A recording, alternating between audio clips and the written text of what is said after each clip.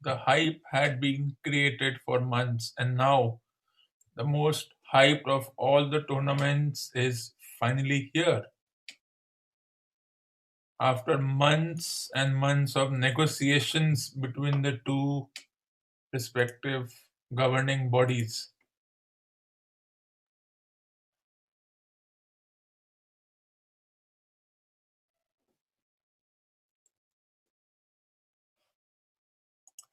they finally decided that the hype of all hype tournaments should start. Very interesting.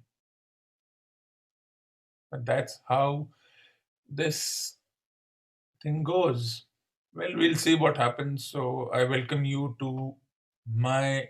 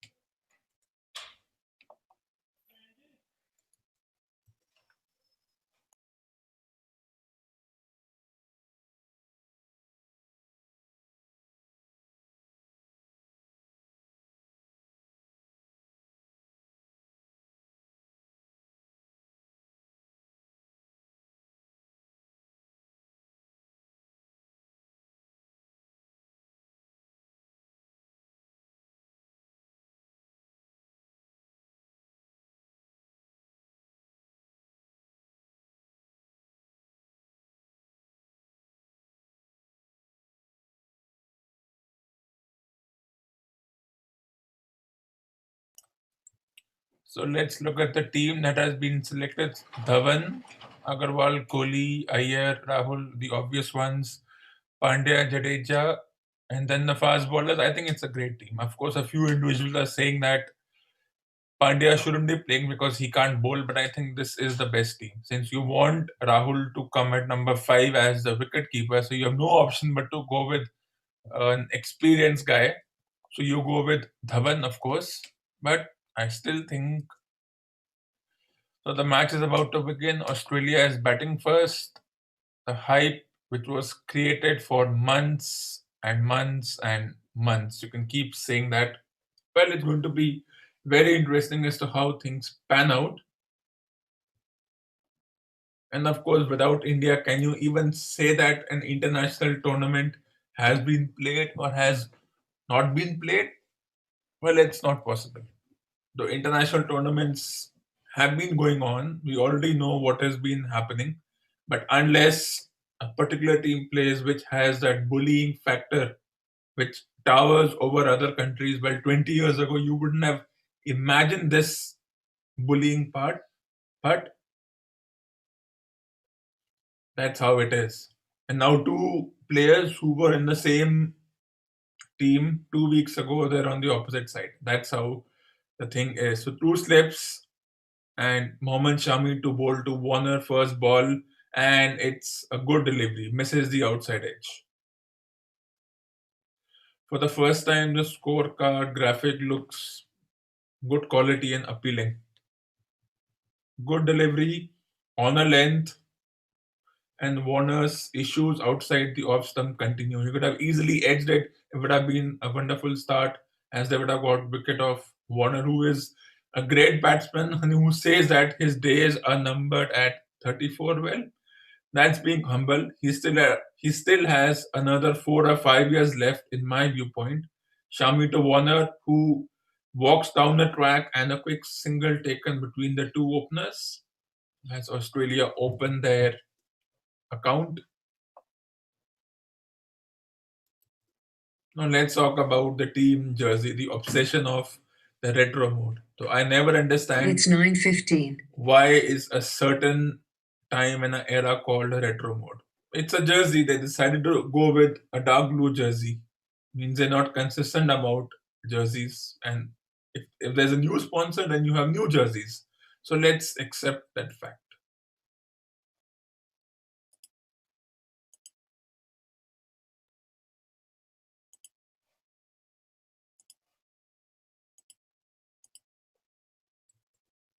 As Finch to plays Shami. This time that's flicked away straight to a short mid wicket, what kind of a score are we looking at? And of course, the question is without Rohit, how will the team chase? How will they respond? Well, they have selected a team. Rohit is not playing. Let's go with that. Let's not fret about it. Those who are not playing, they are not playing. So we have a lot of time to discuss a lot of things.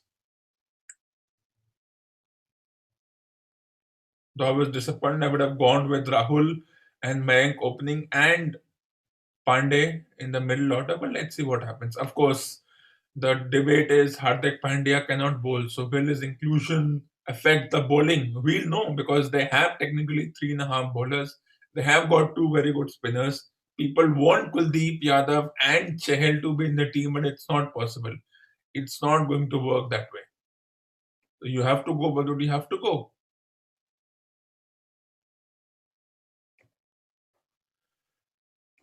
A very interesting scenario building up as four balls, one run. Shami to Finch plays it away, and Finch's issues of movement continue. So let's see. Of course, the new ball doesn't swing anymore. Two new balls. All that debate has already started. I'm not bothered by all that.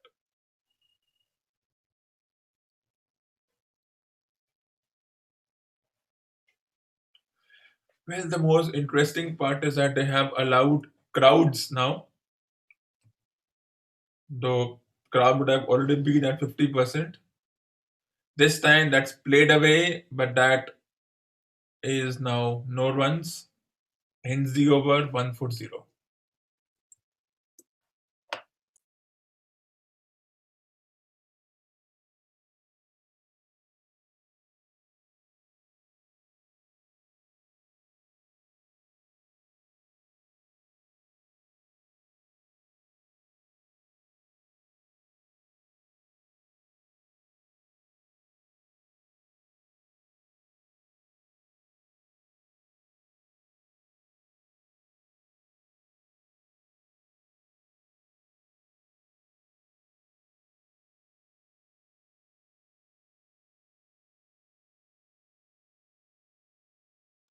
So how many runs can they score? It's just a start. India has to chase. And if you go by statistics, they are a good chasing team. But if Australia get the score they get, then it will be a difficult thing because they have three very good fast bowlers, two good all rounders, and of course a spinner. So had they got the luxury of someone like Marcus Stoinis, who did well in the 20 over domestic tournament, of course, but that's a long way to go. So Bumrah is now bowling the second over, and of course, how you perform in that domestic World Cup and how you perform in the international stage are two very different things. But let's see what happens. Bumrah, he's played a few matches. He's played 14, 15 matches, so he knows that he's back in that groove. There are no issues whether it's a 50 over, 20 over, or 5 day. I don't think that makes a difference.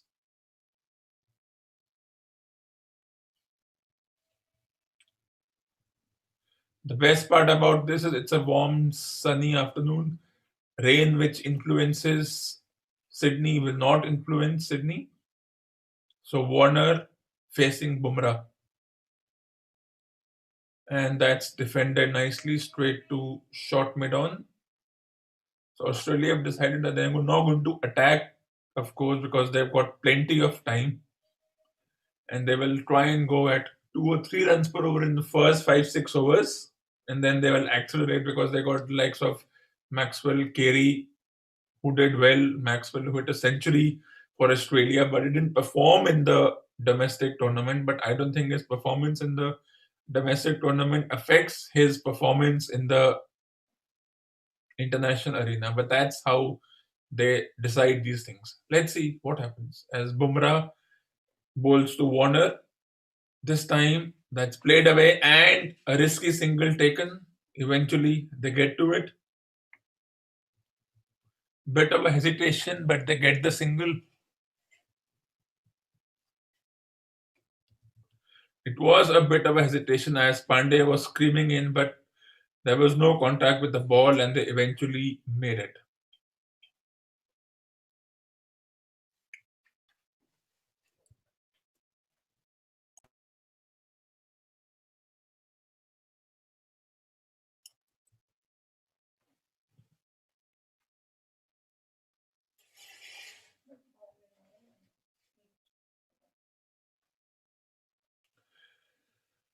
As Bumrah bowls the third ball of the over, what are they planning? And this time that's played, that's an interesting start, that's a good start. What happened in the past doesn't matter. What they did 12 months ago, it's irrelevant. Whatever has been happening over the past 8 months, even that is has no connection.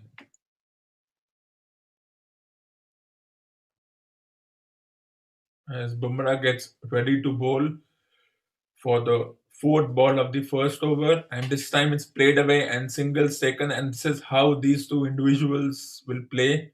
Take the singles, and when the hittable ball comes, they will do what is supposed to be done. Off the back foot, played smartly to the vacant region, and before the players could scream in, it was it was missed by a big margin.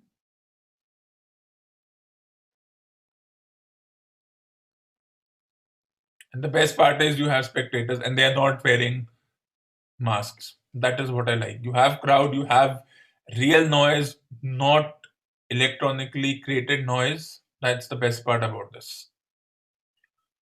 And that's something which most countries, except of course maybe in India, if this was happening in India, it would be a empty ground, of course. But it's a ground where there is crowd. So let's look at the field. There's a mid wicket, there's a mid on, there's a mid off, there's a cover, there's a point. So a very packed field means the batter will have to do something very special to thread that, and good fielders all around. This time Warner cuts it away and he gets the first boundary of the match. Slices it past point and just threads the ball in that gap. So 2 overs gone, 6 runs, 0 wickets.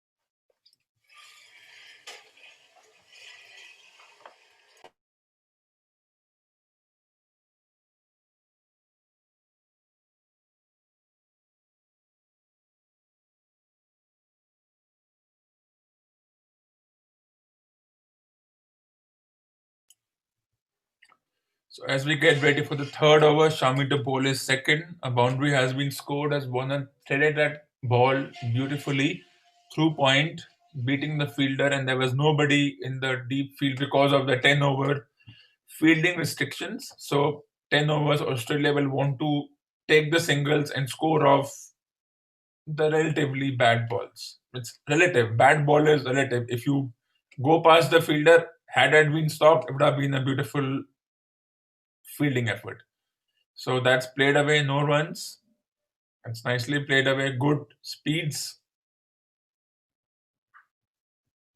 The best part is it's not an empty ground. After whatever has been happening over the past 8 to 9 months, this is the best part. Scattered crowd sitting not clubbed together. I'm okay with that. But as long as there's a crowd, there's a crowd. As long as there's no electronically created noise, I agree with the decision of the cricket board and the authorities involved. And of course, it had to happen with India being involved.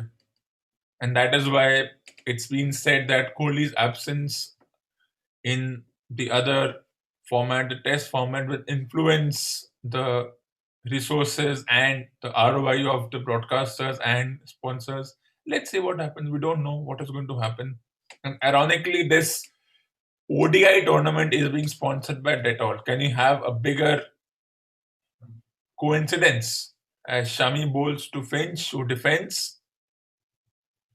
So it's a decision that Finch will defend and Warner will try to hit balls. Well, let's see what happens. And of course, the two opening bowlers will bowl 5 overs each, and 5 overs each. Then it will be up to Jadeja, Chahal, and hopefully Pandya to do the bowling duties. And as I heard a few individuals saying, Australia have a few batters who can bowl. Means if they want, they can ask Smith. Even Finch can bowl. So if India doesn't have openers who can bowl, let's not fret over it. It's not as if it's the end of the world, but let's enjoy the match. 2.4 overs, 7 runs. Call it a slow start. It's a decent start. They haven't lost a wicket. That's more important. As Finch decides that he's had enough of a weight, 1 of 11 is putting pressure on his partner. He comes down the track, but he misses straight to the. He walks down the track, but he misses, and good collection by Rahul. So of course, Rahul is a designated keeper for the next decade now, with Pant not being considered as the guy to go to, but we'll talk about Pant's story later on. As mid-on is being sent back to long on, looking at how Kohli is, how Finch has decided to attack, though he's missed a couple of times. This time, the decision to put the mid-on back didn't work as they took the single, but a good over, 1 run from it. It's 8 runs, 0 wickets, 3 overs.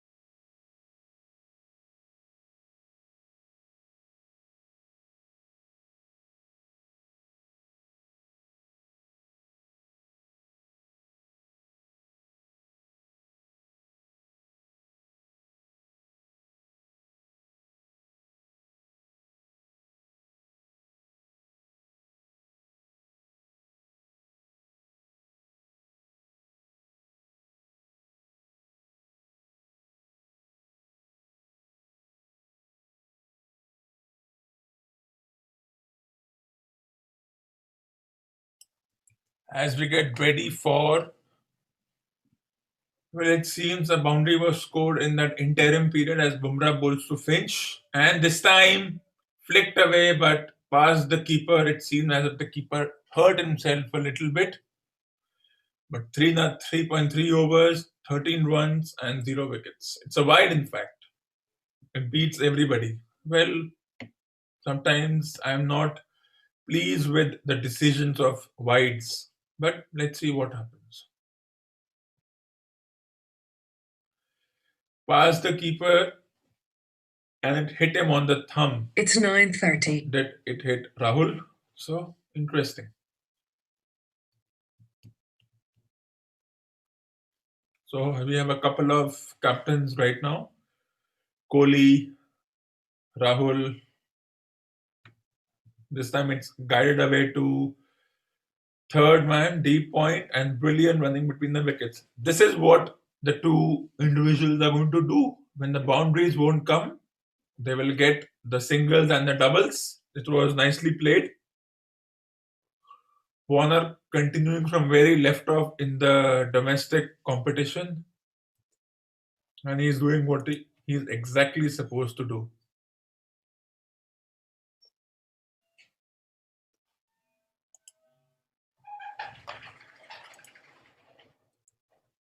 And I'm not too averse with this situation. This time, Warner plays, tries to flick it away, beats him, and straight to the keeper.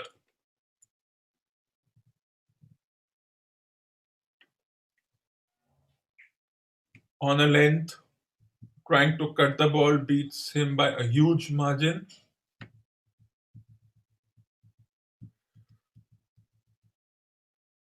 Plenty of time to discuss how will they go about it. They haven't taken a wicket. Is this an indication of poor bowling? Well, that depends on what we define by poor bowling. This time, Warner plays it away straight to the fielder. No runs, 3.5 overs, 16 runs, 0 wickets. Call it a decent start. Long way to go on how we define this situation.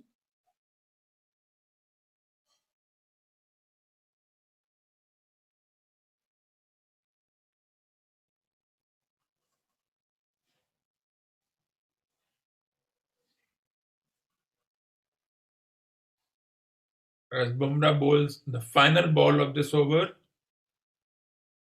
this time that's quickly to mid on, and that's an appeal for a run out. It seems they might have got him. Brilliant work by the fielder.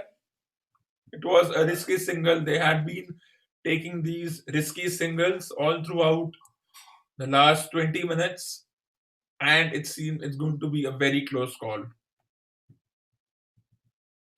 He might just make it. Well, let's see what happens. The fielders think they have got him, and he has made it. He's just made it. Well, he's made by a long way. He's made it comfortably. The bat is grounded. He's slided. So good running. Good decision to slide. Had he not slided, he would have been in trouble. So he makes it easily. 4 hours gone. It's 17 for 0.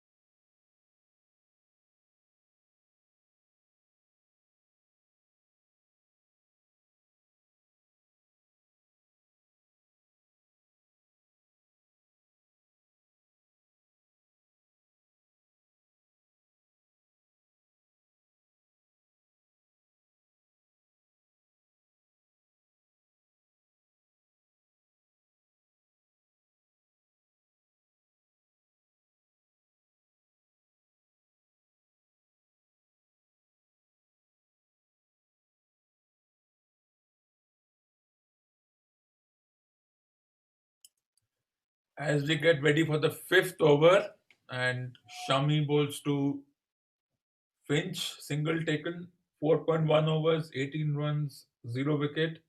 So a decent start, one would call it.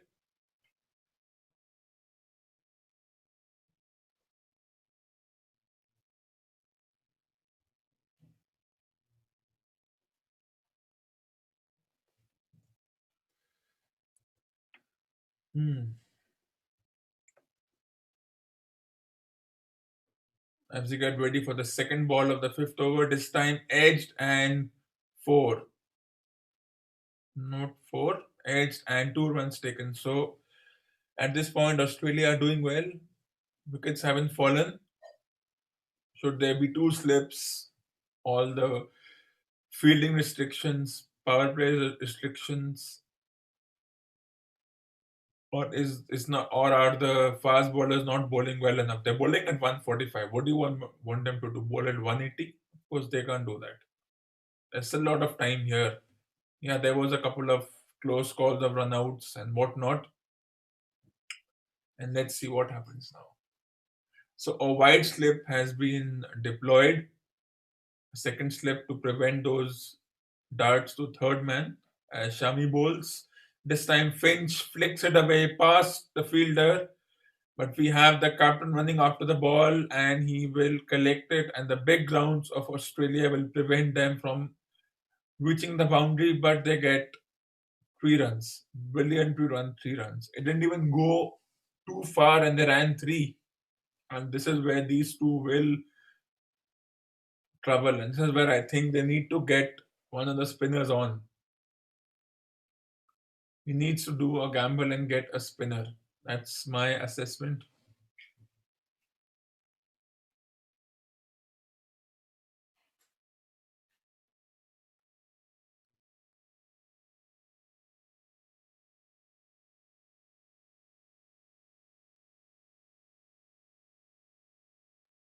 This time, top edge beats everybody and it will trickle down to the boundary. It will be stopped. Nicely fielded. Good teamwork.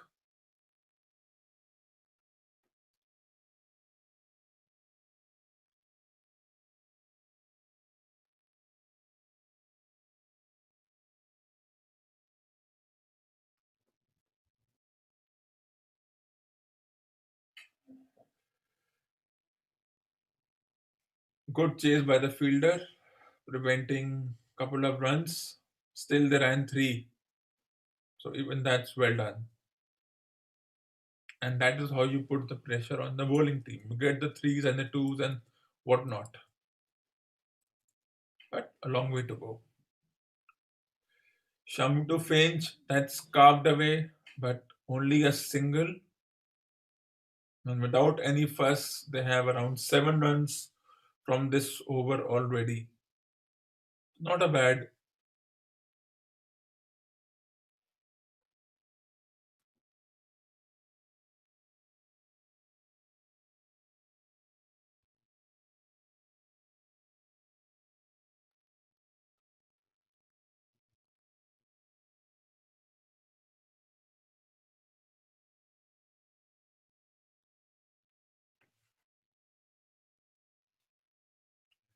10 runs without a fuss. That's how you put the pressure on the fielding team.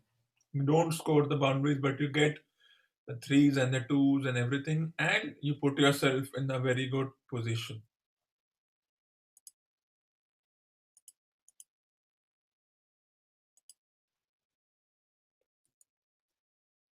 This time it's played away.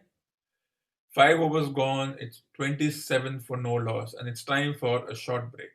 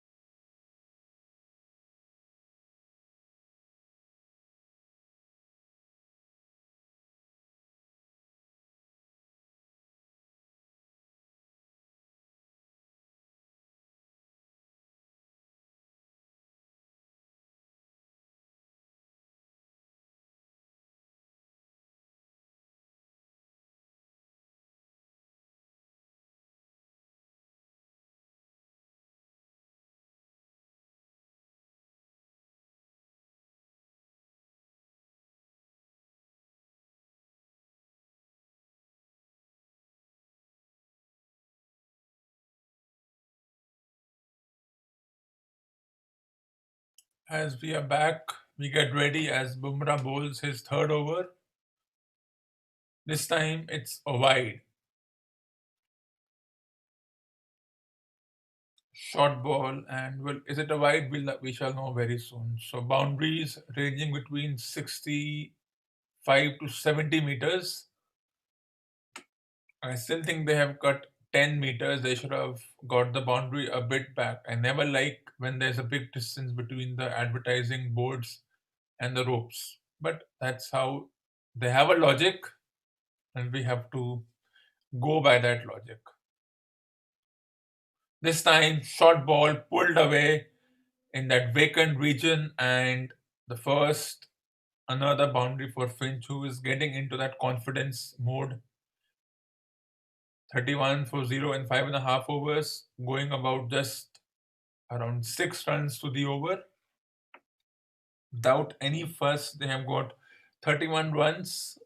They started slow, but they have accelerated without taking much of a chance, no risks at all, and they find themselves of a good partnership. And the duo of Warner and Finch have been doing this for the past 7 to 8 years. As Bumrah bowls to Finch, who plays it away for a single. Of course, now there'll be concerns. He's going at 8 runs per over, Bumrah, and he was picking up wickets cheaply in the domestic tournament.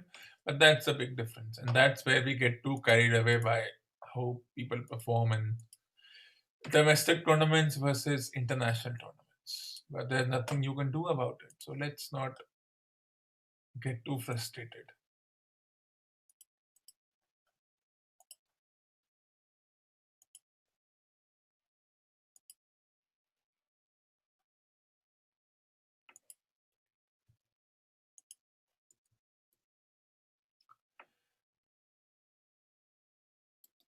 As Bumrah bowls, the batter defends,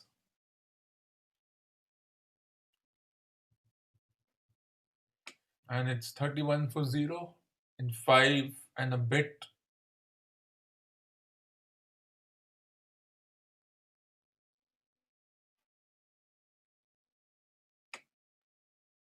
This time it's played away and they take a single.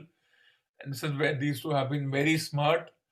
The quick single, the risky ones, they know how to do that. They have been doing that for the past 8 years and they've been doing it well. So if it's working, and it's working beautifully.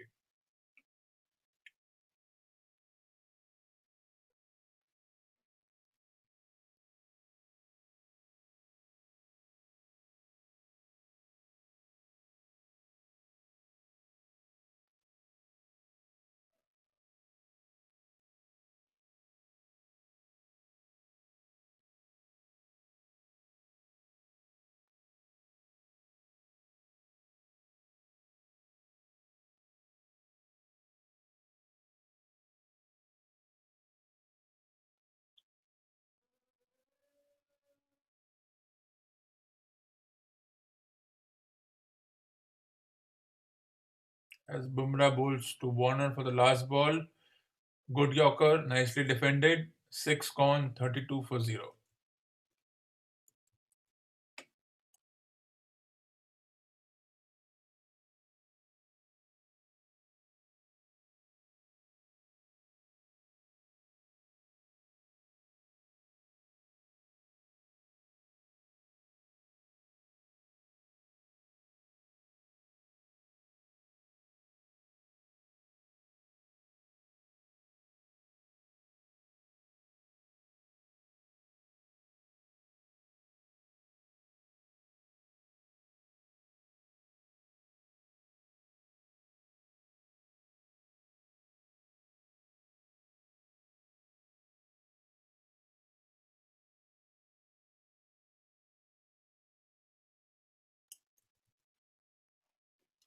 So change of bowling, and Navdeep Saini replaces Shami. And let's see how he goes about in this situation. In this, as one likes to call it, matchup.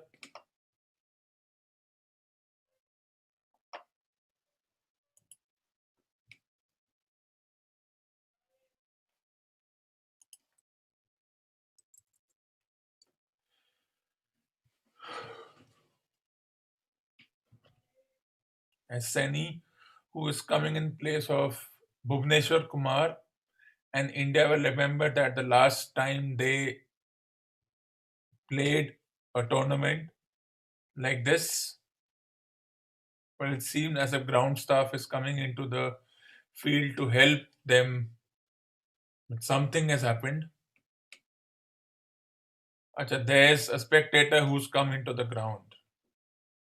And it's very different now. It's unsafe for the players who have to be away from spectators, and he may not he may be escorted from the ground because of this behavior, and the players don't like it.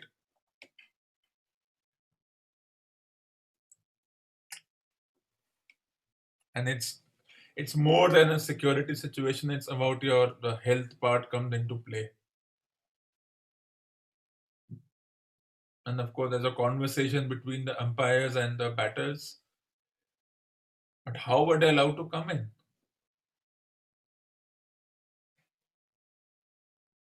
That is what baffles me.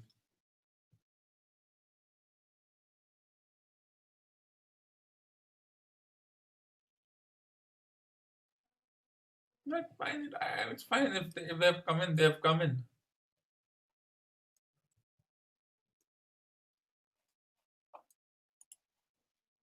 So as we get ready for the first ball after all the things that have happened, and they will, and I'm sure the announcer will be announcing that please do not go into the ground or you will be escorted out. Well, that's a situation you have to deal with.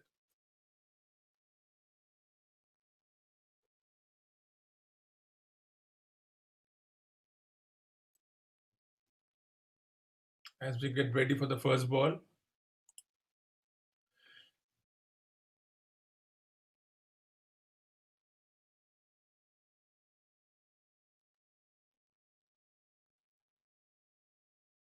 this time short wide cut away pass point, and Seni bowling at 140 has disappeared to the boundary, and Australia are now in that position where they feel comfortable now.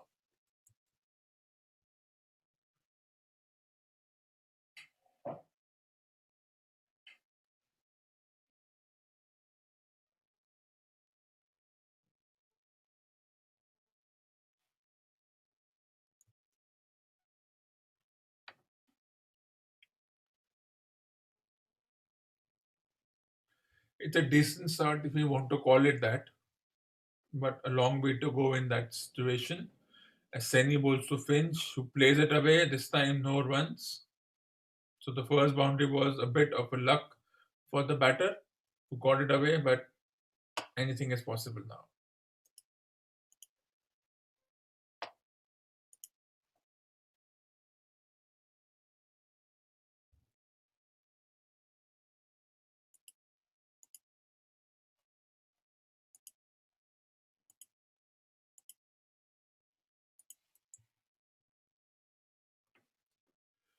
As Seni bowls to Finch, this time he plays it away straight to the short mid wicket region. So two balls after that have been dots, 6.5 overs, 36 runs without losing a wicket.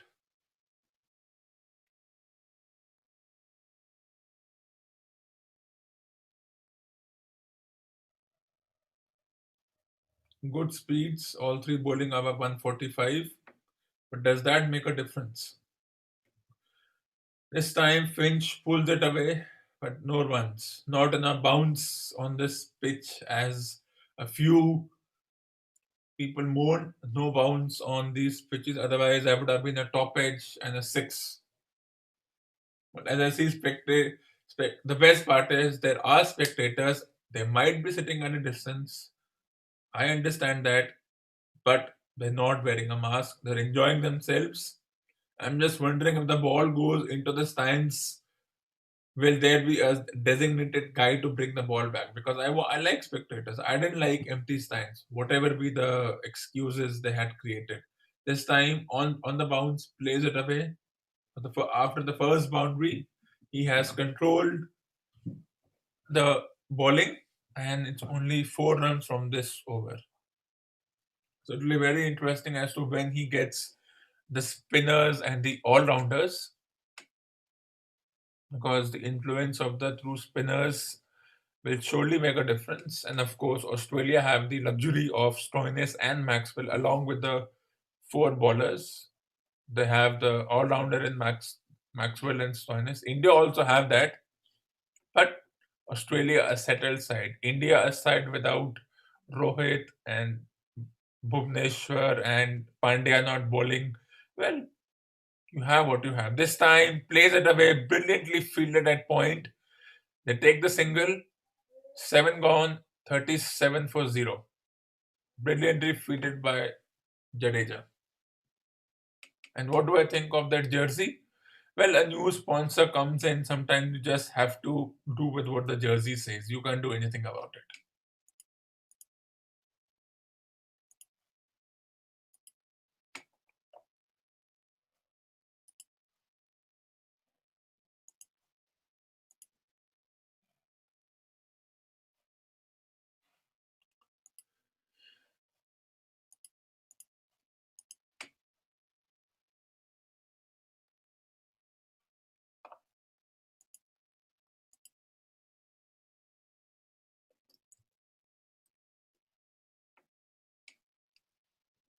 So Bumrah to continue bowling, and it seems they're saving Shami for the final few overs.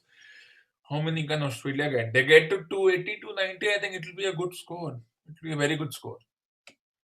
They haven't picked up a wicket. Is that something to be concerned about? There is nothing to be concerned about.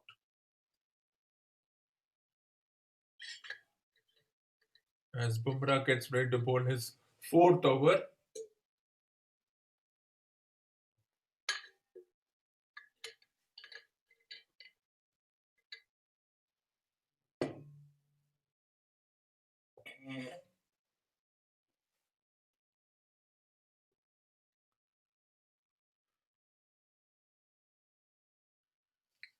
these three fast bowlers could be in the test matches, a very interesting situation.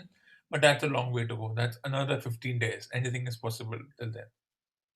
As we all get ready for, as Bumrah bowls to Finch, who plays it away smartly, 7.2 overs, 38 for 0. It's a decent start, I would say.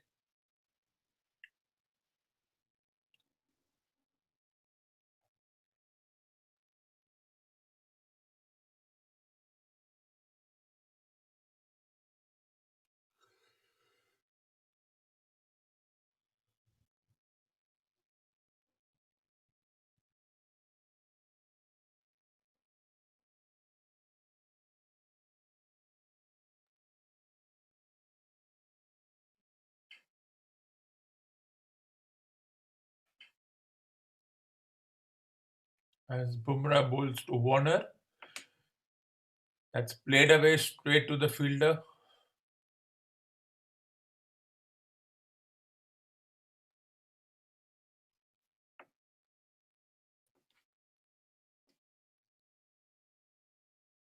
Of course, the discussion will be this is the first post Dhoni tournament when he has retired, when he is no longer in that selection criteria, when no longer we have to even think will he be there, will he not be there. He's made a decision 4 months ago, and that's settled. And that's played away on the pads, and these two will do the job of getting the singles and the twos smartly done. So that part is settled. Who will be the designated keeper? Even that is settled for now.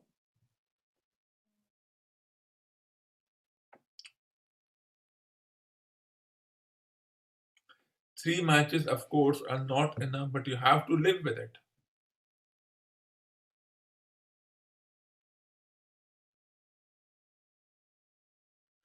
As Bumrah bowls to Warner, who plays it away straight to the fielder, good fielding. 7.5 overs, 40 runs, 0 wickets.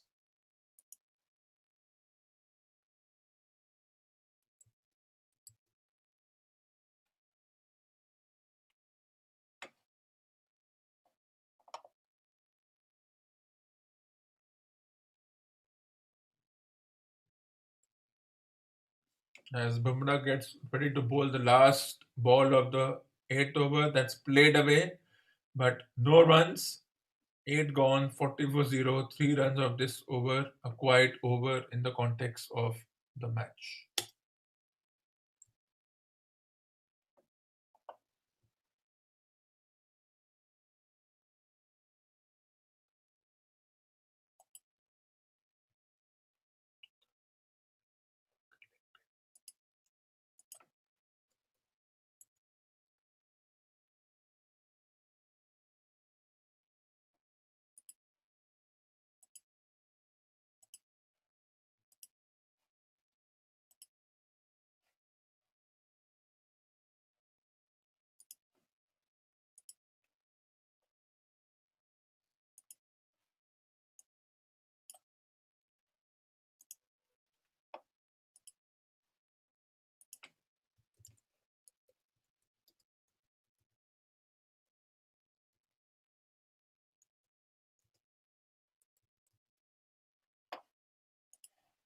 As we get ready for, well,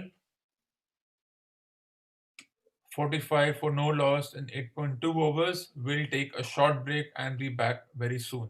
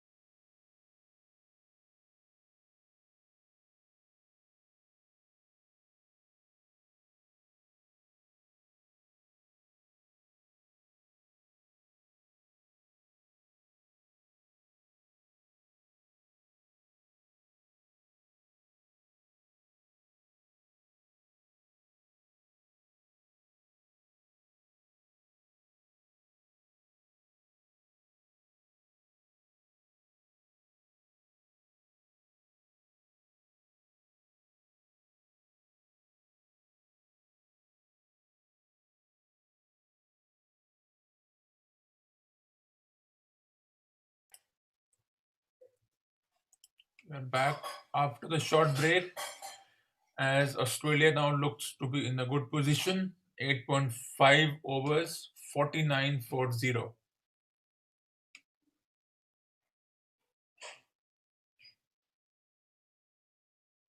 As we almost come to the end of the ninth over, 9 runs from this over so far.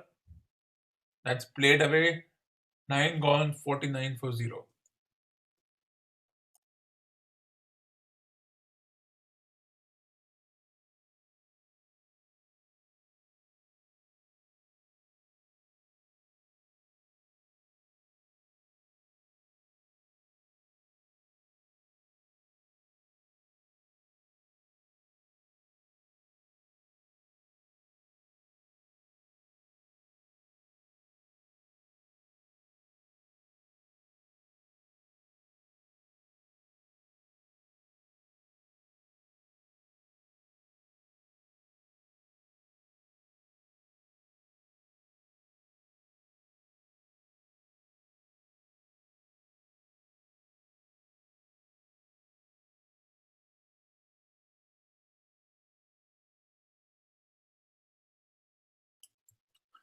Virat Kohli is still hesitant to get spinners before the fielding restriction, but he will So bowling change, Bumrah out, Shami back in. So he is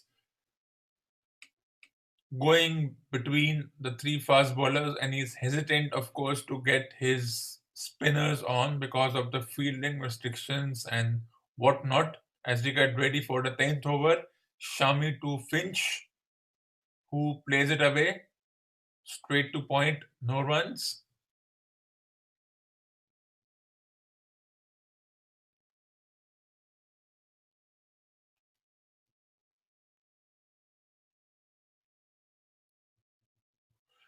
Good bounce, but no runs.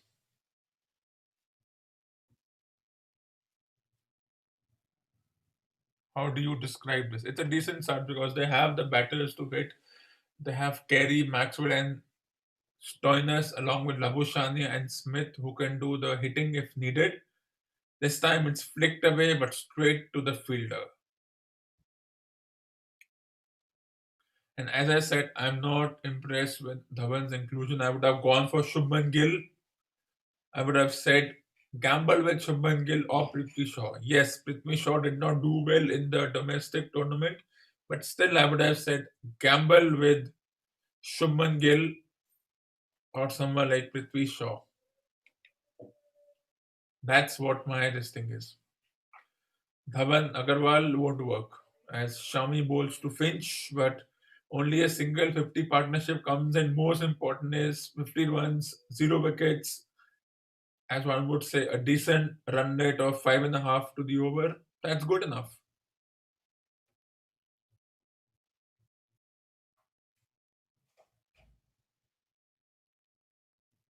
It will be all up to the spinners as to how he manages his spinners. A lot of time in this match.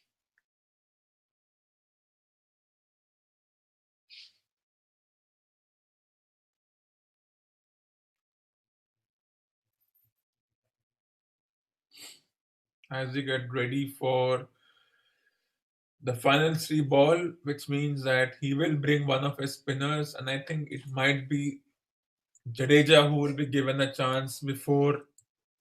No, I don't think it makes a difference. I don't think it matters whether it's the left arm spinner or the right arm spinner. This time Warner flicks it away, but there's a fielder in the protection over there, and 9.4 overs, 51 for 0.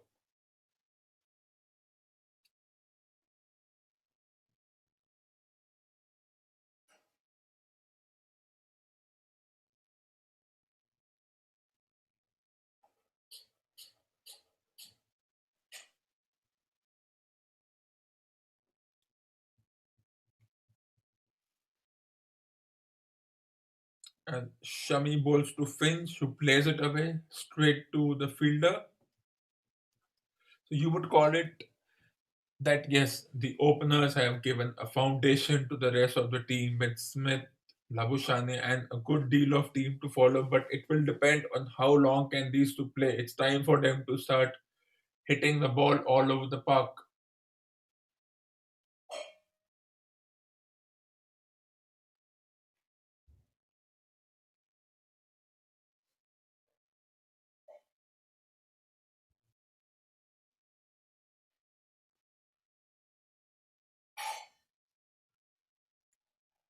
As he pushes a fielder back, brings third man up. As Shami bowls to Finch, who plays it away straight to mid on. 10 overs gone, 51 for 0.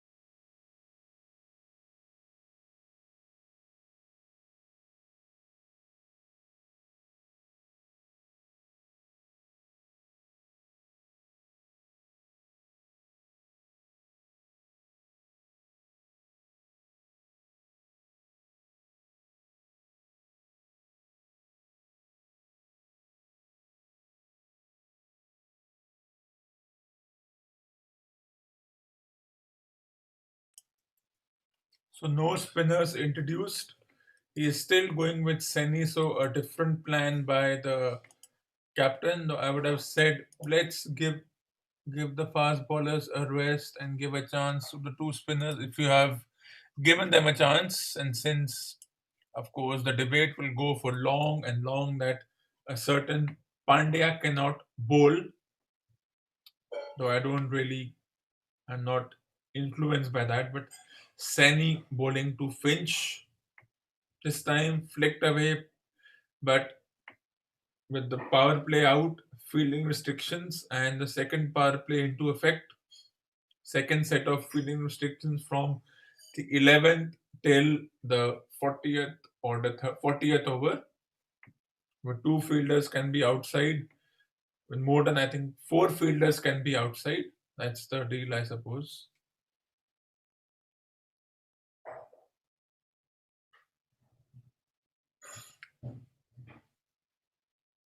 Because is it time for Australia to start getting into that attacking mode as we see Kohli, who was captaining Saini in the domestic tournament, continuing that same thing, except that now you can bowl more than 4 overs and you can relax, don't have any kind of pressure.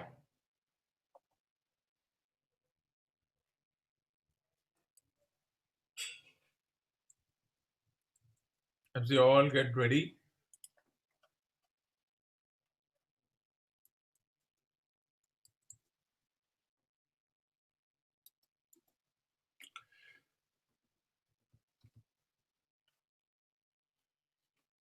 strange kind of a start, I would say, as Saini bowls to Warner, who plays it away, no runs.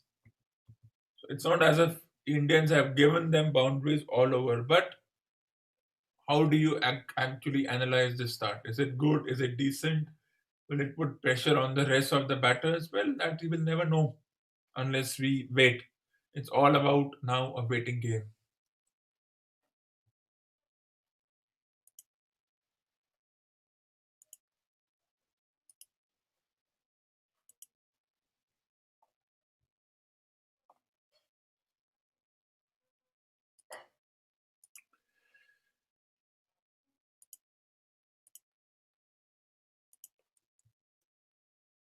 As 10.4 overs, 53 for no loss.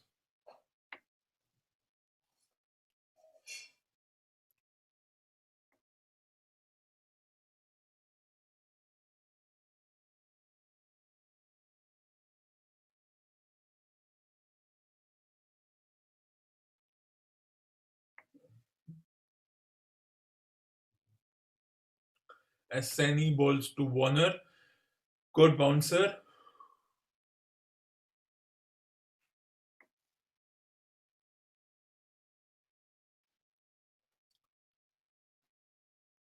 One for the over, but either way, a very good bouncer by the fast bowler. 10.5 overs, 11 going at just under 4.9 runs to the over.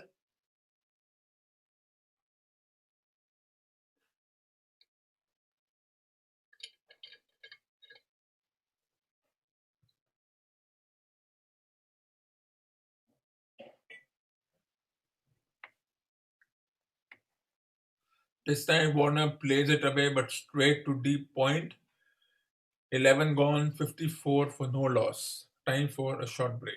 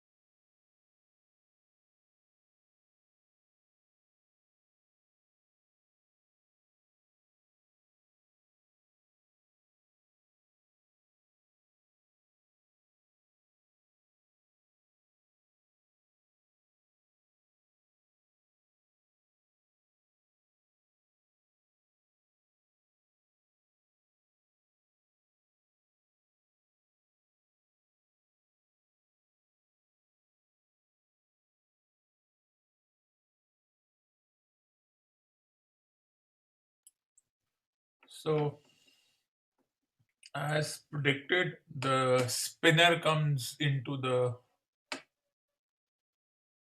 bowling contentions this time. And how will he perform? Well, he's already been here once or twice, so he knows how to go about this situation. And of course, the leg spinner, the finger spinners, all the debates will start. For me, it doesn't matter. And why do I prefer a Jadeja over either Chahel or this time off the back foot played away nicely? So as I said, why do I prefer?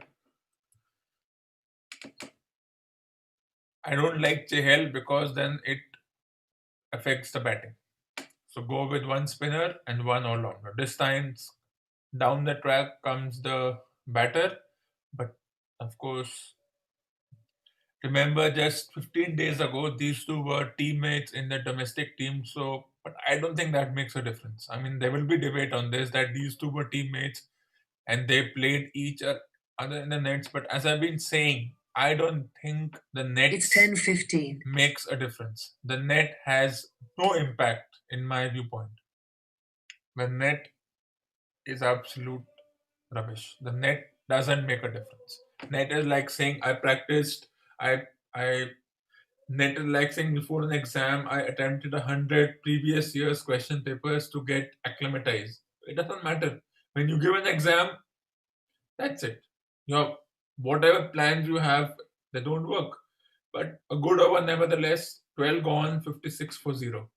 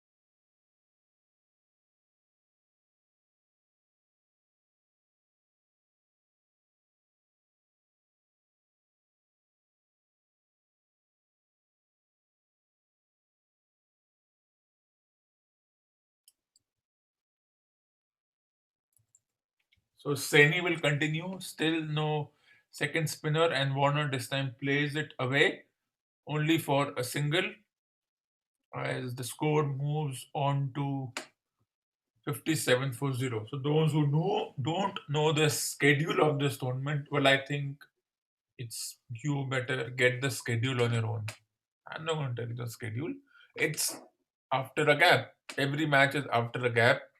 They're playing in two or three venues, of course, because of the limitations and restrictions and whatnot. They're sitting as the crowd sits after a gap of 3, 4 seats. That's fine. That's absolutely fine.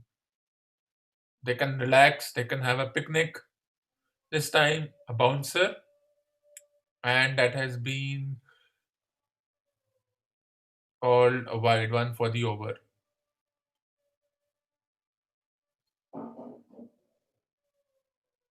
So, how do you describe this partnership? Well, a partnership where only 5 boundaries were hit means the bowling team restricted them. Well, if this was India batting, it would have been criticized. But since it's Australia and there is that aura around Australia that they can recover, they can hit those fours and sixes and whatnot, they can get to 280, 290, 300. Australia wouldn't be criticized that much. This time, flicked away, beats short mid wicket, but it will be cut off in the deep. and they come back for 2 runs. As I said, if India was batting like this, going at just around 4.5, 5 runs per over, they would have been criticized by a lot of people. But since Australia, there is a hype around Australia that yeah, they're a very good team. They may have not won the World Cup in 5 years, and so much happening, and of all the resurgence and all the issues they're going through over the past 12 to over the past 30 months, they won't be criticized. 61 in 12 and a half overs, we would call it, yes, they're not going all out.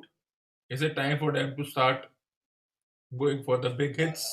Or maybe they have decided that these two will bat till 30 overs, get to a partnership of 150, 160. If that happens, then the bowling team is in trouble. Right now, I think it's a 50-50 situation. Yes, wickets haven't come, so the bowling team will be criticized. Wickets falls, it's balance. Right now, it's slightly in Australia's favor, 60-40, in terms of which team has upper hand. But this is not football, of course. This time flicked it away, and as always, 5 boundaries, but perhaps 50 singles taken by these two. The way they are going. Smart batting, singles taken. This is how they bat, this is how they revolve that thing. And it will be very interesting as to how Agarwal and his opening partner Dhawan go about balancing that.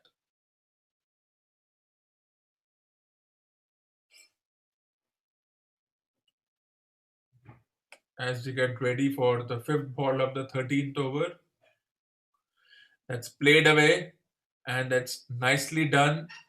No issues. Singles coming in thick and fast, as a popular commentator would say, now the coach of the team. So, as the schedule comes up, 350 overs, 320 overs, and Sydney and Canberra are the designated spots for those matches.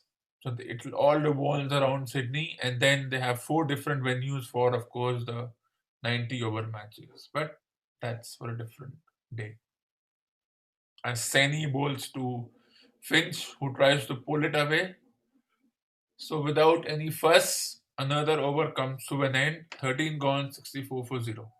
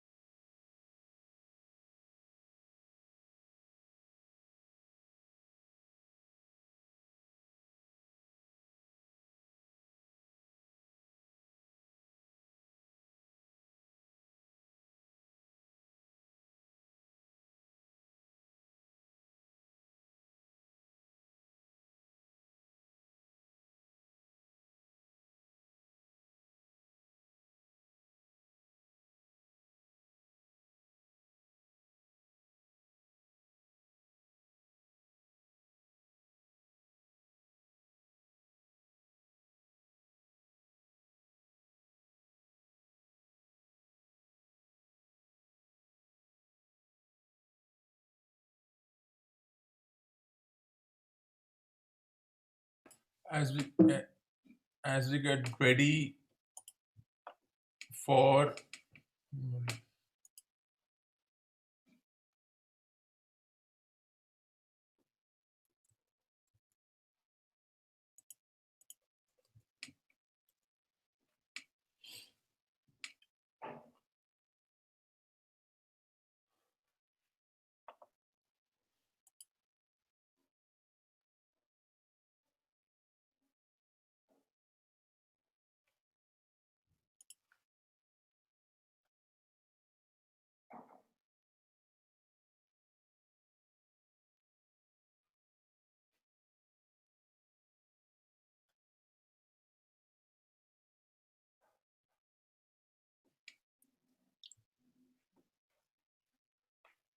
as the players come back from a drinks break, or as they call it, a strategic timeout.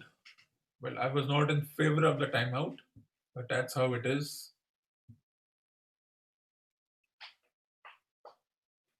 And of course, the debates have already started. Is this a flat wicket? Are there no is there no turn and bounce for spinner? Is there no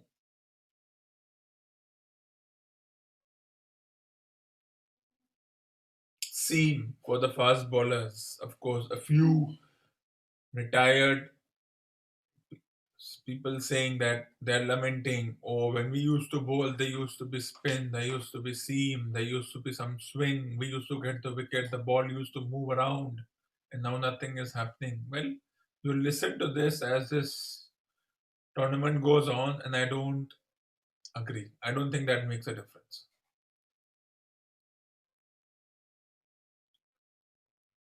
The pitch, the conditions are meaningless in this situation, but whatever it is, they have not taken a wicket.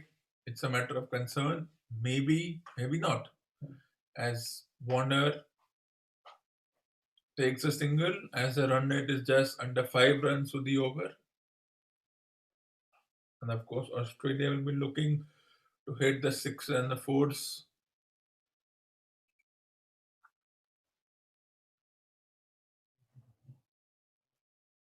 And all the hype around it as it's come to this. Well, let's see what happens.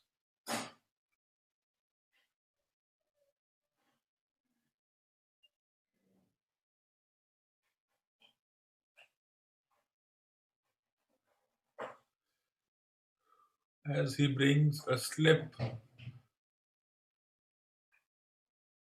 No, no slip. He's bringing a very short mid wicket.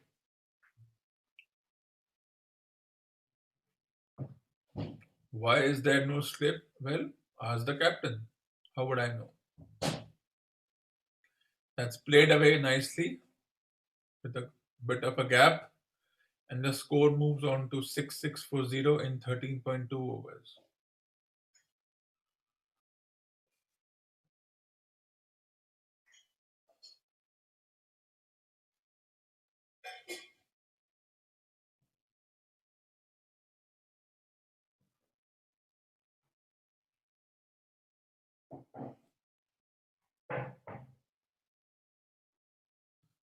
As Chahal bowls to Warner, who plays his first aggressive shot, and that results in a boundary. Swings across the line. Had he missed, it would have easily been an LBW shout, but he decides to take the gamble.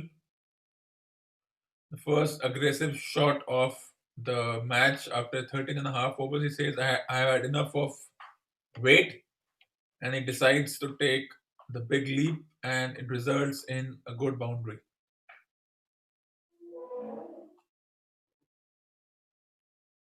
This time, he steps down the track, takes a single, smart batting. As is it time to bring the second spinner on? Well, we shall know very soon.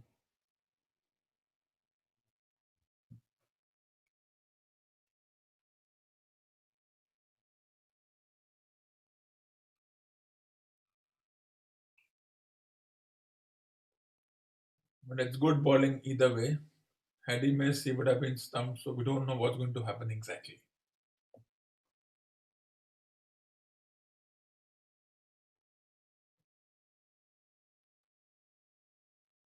This time, Finch says, well, I'm joining you, but steps down the track and only a single. So the aggressive route is coming.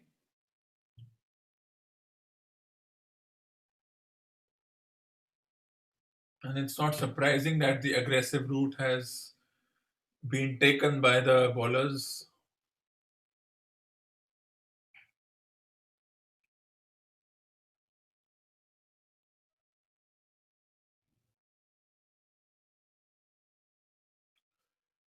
As defense, the batter defense 14 gone 72 for 0.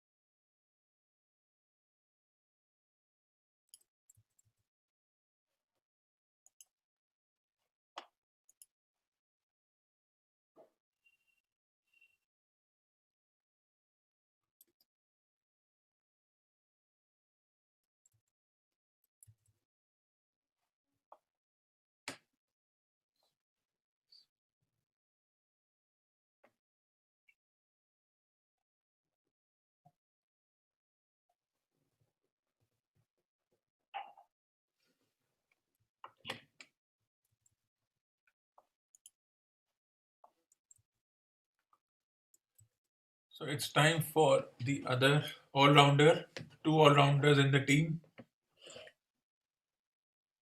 It's 10:30. And how will this materialize? We don't know. We shall know very soon. This time, straight to the fielder, 14.2 overs, 73 for 0.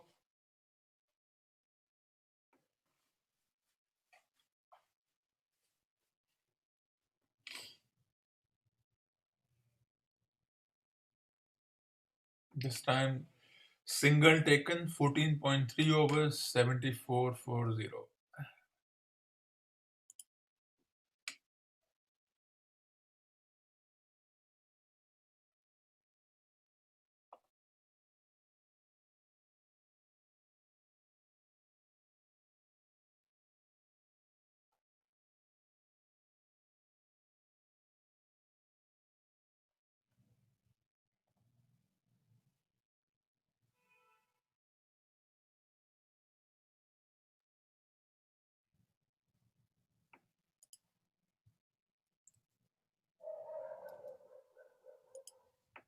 Appeal for LBW, but a huge appeal by the umpire, and he says not out. And Jadeja says, let's go for the review. And they are discussing, and he has decided to, well, negate the appeal.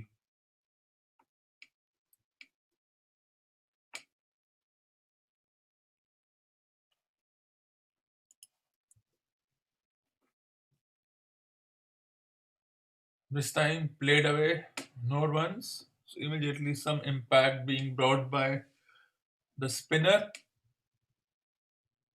And is it a no ball? It was a wide, in fact. This time it's played away, 15 gone, 76 for 0.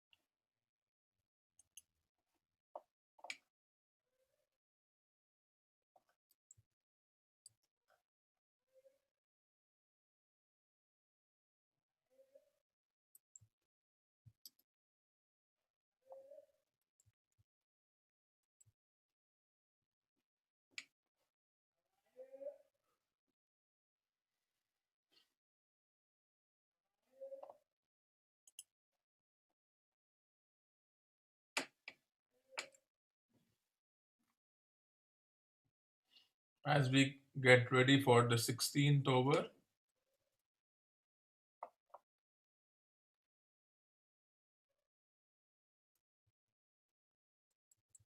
strange kind of a situation is emerging here, but let's see what happens.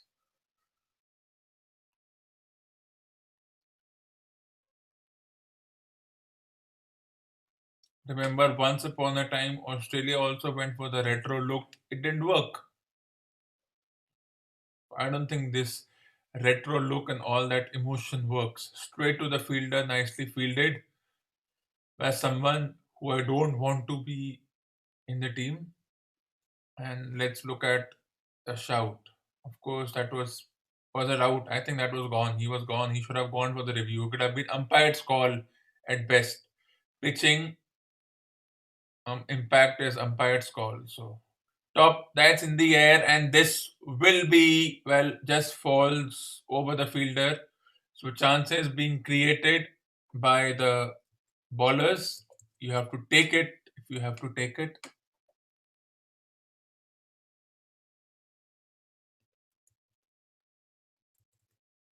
It was a top edge, and will you call it a drop? Well, in 2020, in 20th century, he wasn't even near the ball. So where's the drop? He tried, Had it taken, it would have been a brilliant catch. So it's a matter of oohs and ahs, and it was there. He was close. Anything is possible. This time, played it away.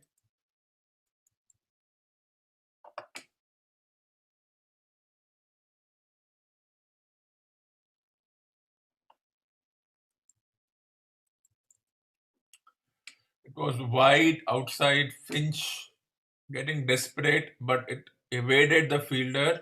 So this time, once again, he tries to entice the batter. Finch says, I won't be getting into it. This time he lets it go, but it should have not been a wide. But umpires have their own logic of giving wides. This time plays it away to 15.4 overs, 79 for 0.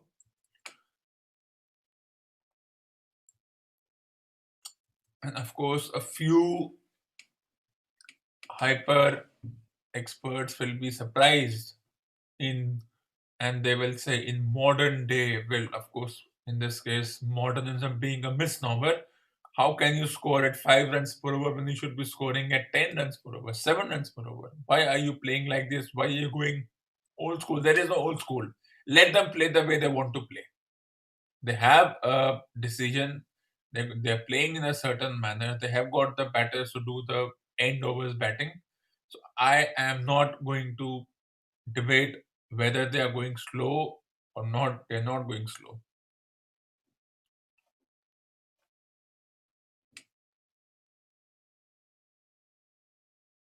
Nobody knows. So let's not get too carried away by it. This time played away by Warner, 16 gone, 81 for 0. They have a partnership. There are some close calls. A wicket is around the corner in my viewpoint.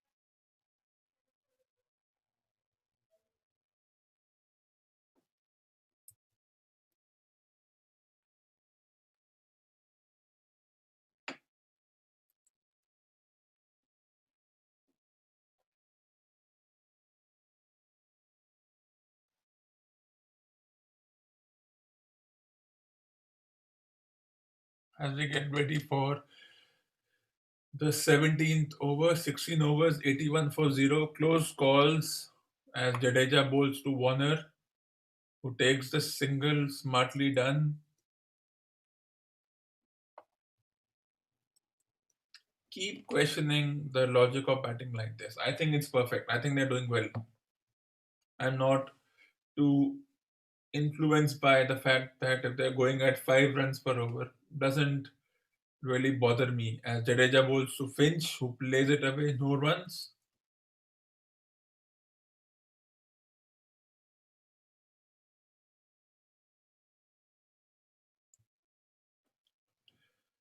As Finch hoiks one but straight to long on.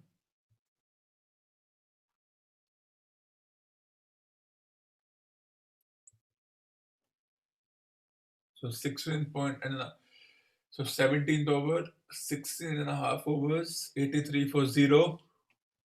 A decent start as Warner defends and takes a single, so they decided that they're now going to hit sixes. It's not yet time, so they must be having some kind of a logic.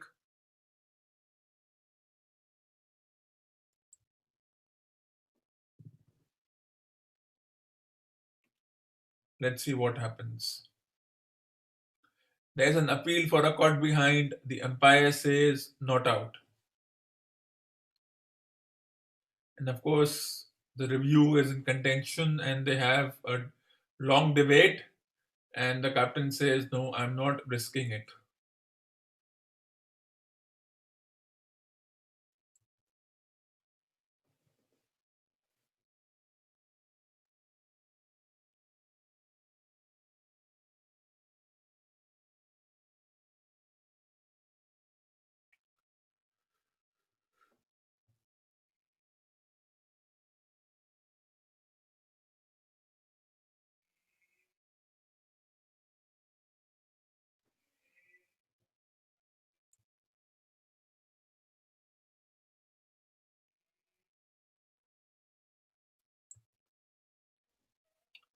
17 gone, 84 for 0.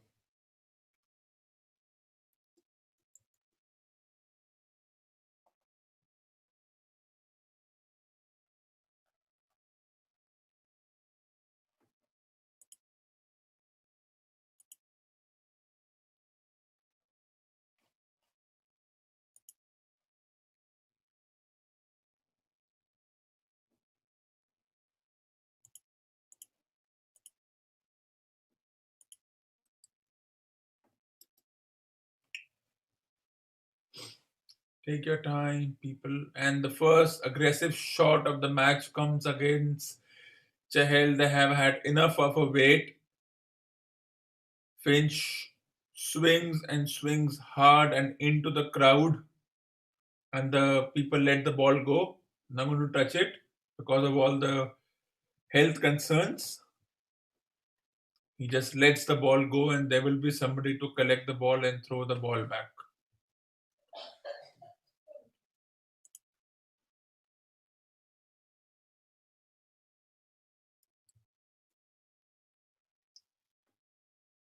So the captain has decided to go after his former teammate. This time he plays it away. Well, a bigger ground, he would have been out. So, as I said, they have decided, well, they took a decision. Somebody had to take a decision, and they took the decision to hit the first six of the match. After this time, he steps down the track, and they will come back for two.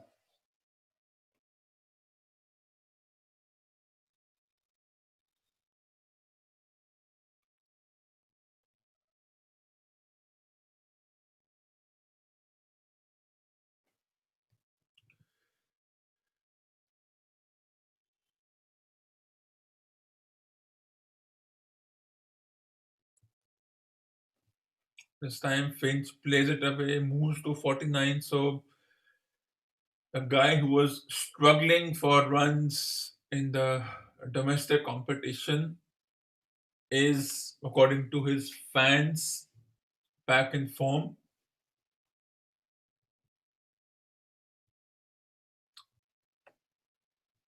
Good strike rate, last 5 overs, going at a run rate of 6. So they're going at run a ball, and at this rate, they will get to between 300 and 315. This time, Warner plays it away, but they come back for two. A big over in the context of the match, an over which will give some confidence to the two openers.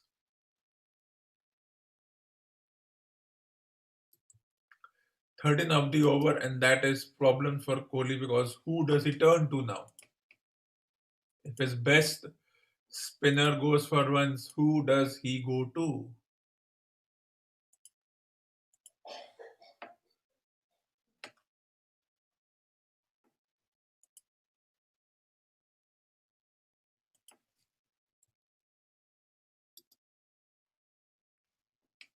A very curious situation as we go to nowhere.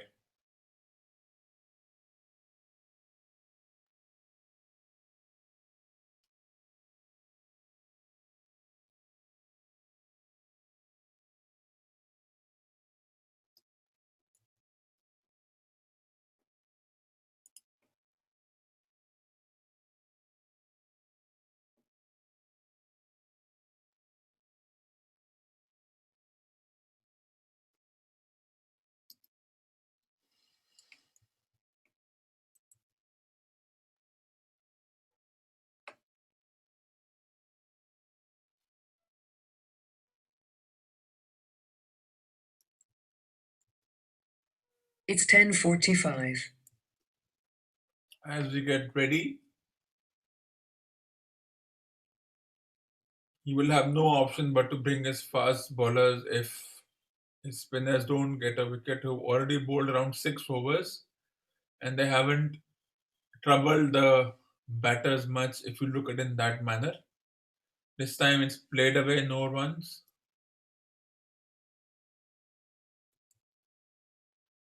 This reminds me of that semi-final between these two teams. Of course, then 4 years ago Dhoni was there, but let's not go there. Australia batted first. They made around 330 with contributions from Finch. Warner had got out early, and then Steve Smith made runs, and they had a few retired. Maxwell came and scored runs as he plays it away 50 for the Australian captain, who one would say is back into form.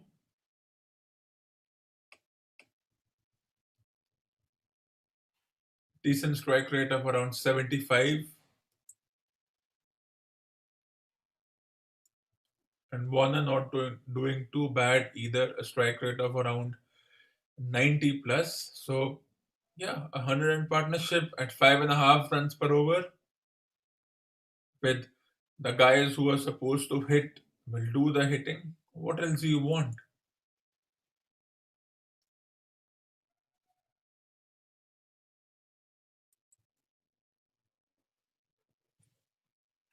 Does he gamble with Pandya now? As Jadeja bowls 18.5 overs, 99 for 0.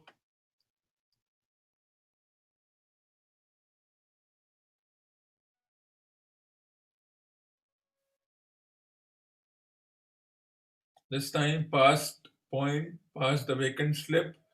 100 partnership comes in 19 overs without any much damage, despite a few close calls and whatnot. So let's take a short break.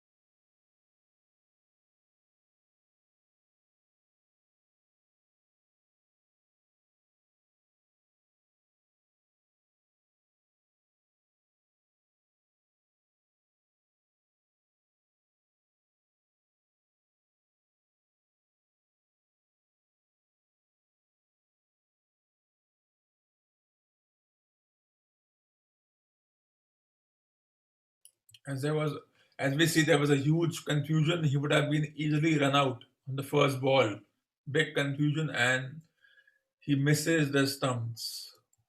Well, I wouldn't call it a miss run out. I would say, yeah, it's all about being smart. You hit, very good. You don't hit, bad luck. But I wouldn't call it poor fielding. You miss, you miss. Let's accept the fact that you miss. As Bumrah bowls to Warner, as expected, he had no option but to get Bumrah back with these two running riot all over the team without much of a fuss.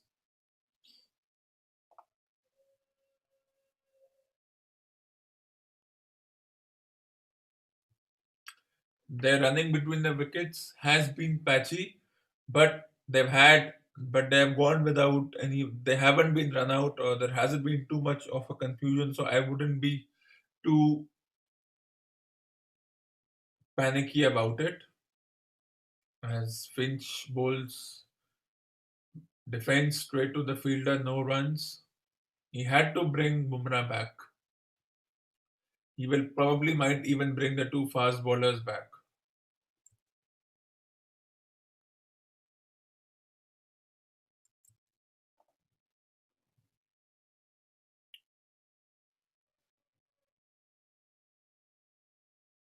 This will please a few individuals who are obsessed with the 90s and the 2000s. As Umrah bowls to Finch, that's played away, no runs.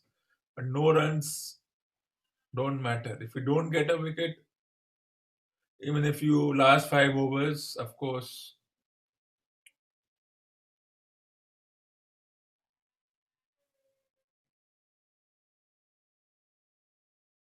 and of course, the concern has come that Bumrah hasn't picked up a wicket in the last 7, 8 matches. Is that a concern? No, no, no. This time that's flicked away by the fielder, but only a single in the deep.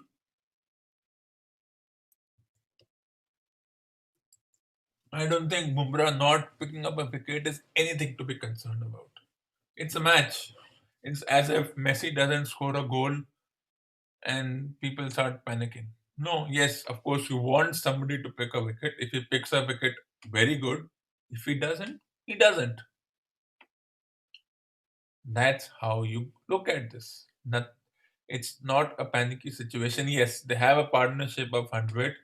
Can India chase if they get to around 200? That would be a very good question which should be asked. This time flicked it away, but no runs. 20 overs gone. It's 103 for 0.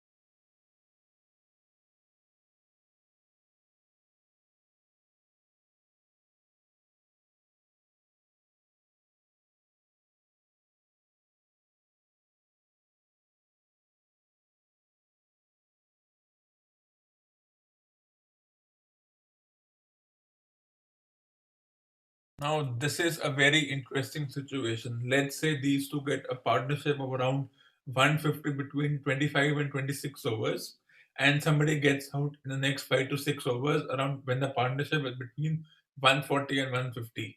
Now, will they send Steve Smith, who will have to start hitting because the gap for him is less? It's always like this. Whenever the openers get runs, they bat more than 50%. They've already batted more than 40% of the 50 overs, which means that the incoming batters have cannot just do tuk tuk. They have to start hitting. Means these two individuals also have to start hitting and hitting and hitting. They have to do that hit I hit part now. But if let's say they battle 30 overs, that is almost 60% of the match, which means that Labuschagne Smith may not even get a chance to bat. They might promote Carey and Stoinis and Maxwell, who will try to hit, who will get out, and then the inning will start collapsing. It's almost a script. So while one says that yes, your openers should get runs, you should not be coming when the openers.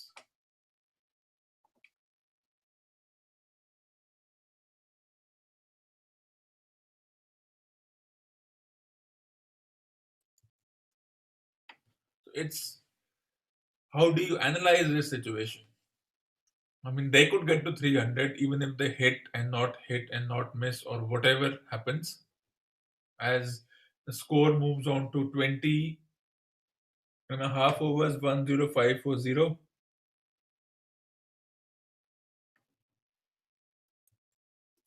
But this is predictable. This is almost like as if it's a situation which has happened so many times. You could, even without much of an effort, you could predict if these two go on and on till 30 overs, then that puts pressure on a Labushane and a Smith to play against a natural game which is sixes. Means you don't want Smith 25 or 50, you want Smith 50 or 20, which means they will have no option but to promote the what they call the hitters.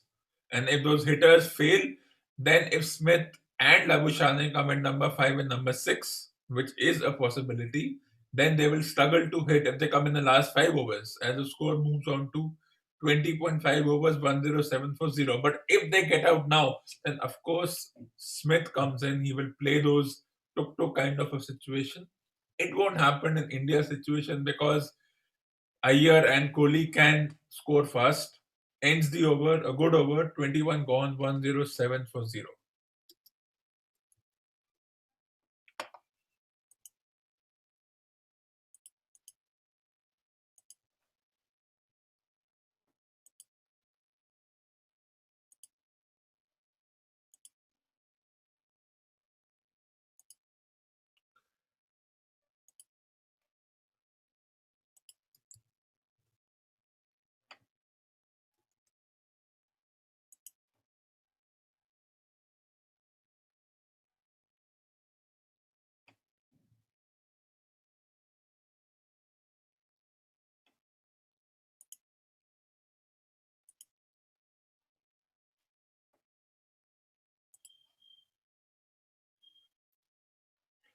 The first ball of the 22nd over has been swatted away to the boundary. A good shot from Warner, who moves on to 47. This time he plays it away very smartly, and the single accrues, and it's 112 for 0 in 21.2 overs.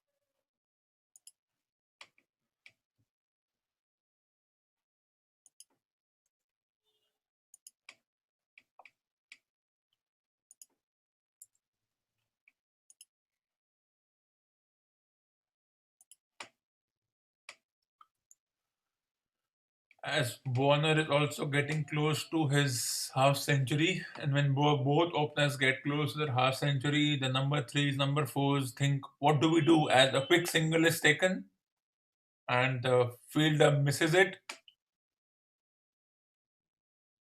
at mid on. So these quick singles are putting a bit of pressure on the fielders, but that's how this story goes. That's how you have to deal with it.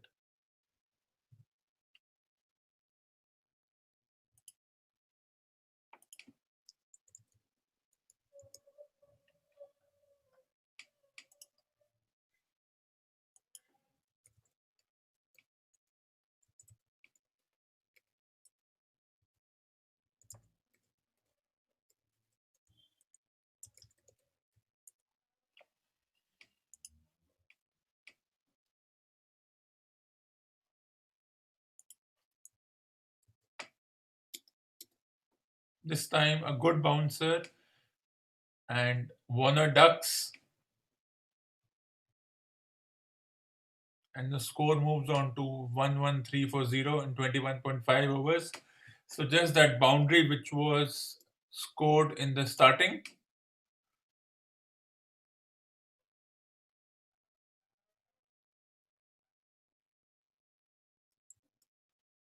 and it's a no ball. Oh my word. It's a no ball by Bumrah. That means this is an opportunity for the batter to, well, score. So is no ball.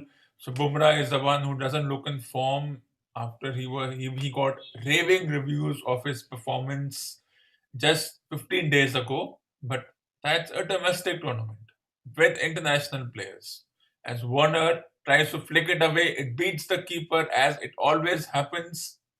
50 for the Australian, former Australian and current Hyderabad captain. Was it off the pads? Don't know, but it's a boundary either way. On It's I think it's 11 off the hours. pads. Leg wise beats the keeper.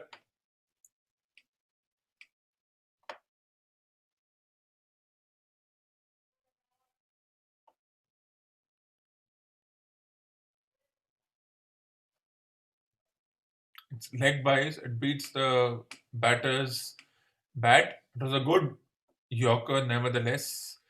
This time, Warner tries to play it away. It was a short delivery, doesn't get on top of it,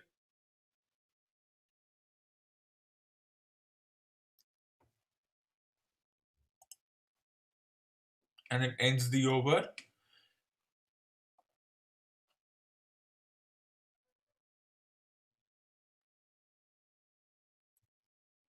And the score moves on to 118 for 0.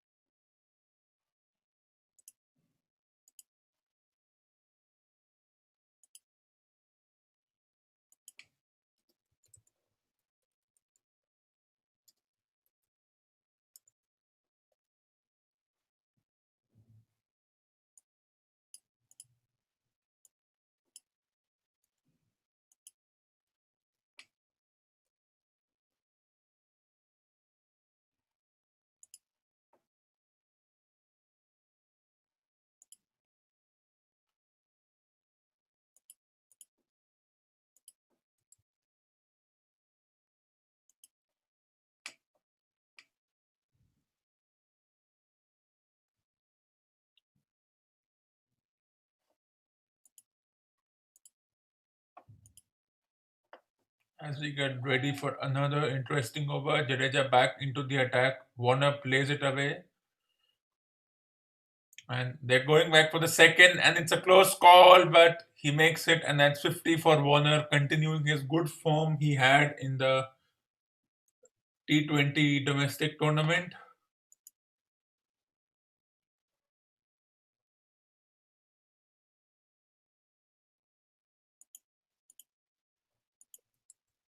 Concerns have already begun to flow as I read a few comments on other websites that with the likes of Maxwell and Stoinis to follow, concerns are there. If this was India, people would say it doesn't matter. They're batting slow, they don't have the batting. They're batting slow, but this is Australia. There's a hype around it, there's a halo created around those individuals. And of course, the Indian bowling will be, if you read tomorrow's newspapers, whatever be the result of this match, whether they win, they lose, they take it to the last over, whatever happens, their bowling will be criticized. The individuals who did well in the domestic tournament, and he decides to take the big hit and he gets a boundary. So Finch had decided in and time again he will attack certain spinners and everybody. And of course, it's Australia. Even if they go on to lose against another team 3-0 or 2-1, they have a reference. This time flicked it away. 23 gone, 126 for 0. They're Australia. Doesn't matter how they did in the previous matches, what was all the hype, what was all the criticism they were facing. They are Australia. They have a certain hype around them.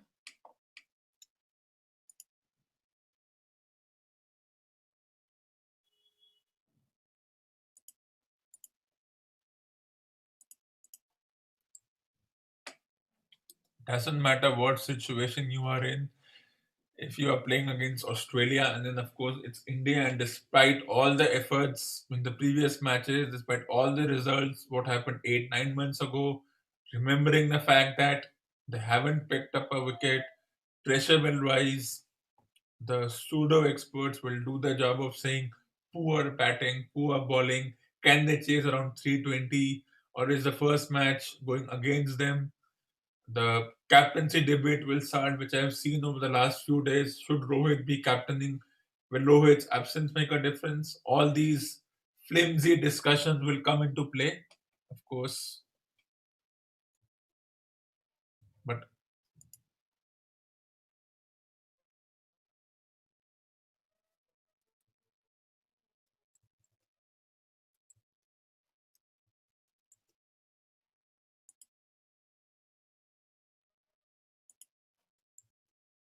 I don't think those flimsy discussions even matter. But 23 overs have been done, though I think they are a little delayed. They might be fined for finishing late. By this time, they should have done around 25 overs. So they're 2 or 3 overs behind the actual, though I don't know. There was a bit of a break in between, and so much, and of course, there's so much time wasted when the batter has to exchange his cap and then cap to helmet, helmet to cap.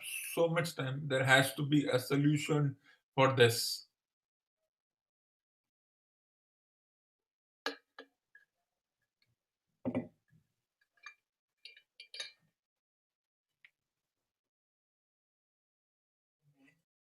And whatever it is, the authorities have made a decision that. So what do the umpires do? As I said, the umpires are quasi judicial. They have no authority on the field. What are they there for? They can't control the players who waste time as per their own whims and fancies. As Warner defends, so in their own majestic world, the bowlers can waste time as they want, and the umpires are helpless. They always have been helpless. As bowls, Chahal bowls, two dot balls, but don't worry, these dot balls won't matter because a big shot is around a corner. Either he'll swing hard, he'll get out, or the next ball could be a boundary.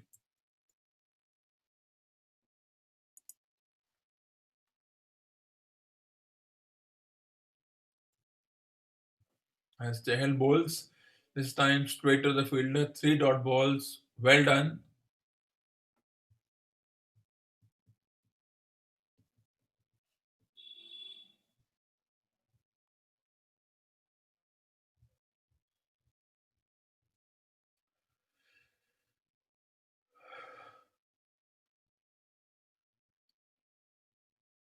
As Chahal bowls to Warner, who flicks it away straight to the fielder, four dot balls. The pressure rises on the fielder, on the batter. How will they? But I don't think a couple of. Well, it just depends how the last 10 overs play out. Will these two just bat or will they say, let's get out? As Warner once again plays. So five balls without a run. But it's Australia, nothing to be concerned about. If this was India chasing, let's say around 280, 300, even if they were in 24 overs 130 for 0, which is good, maybe not very good, not in that run rate story, but it's decent. There would still be a lot of negative reviews. This time he beats the inner ring, takes a single, 24 gone, 127 for 0.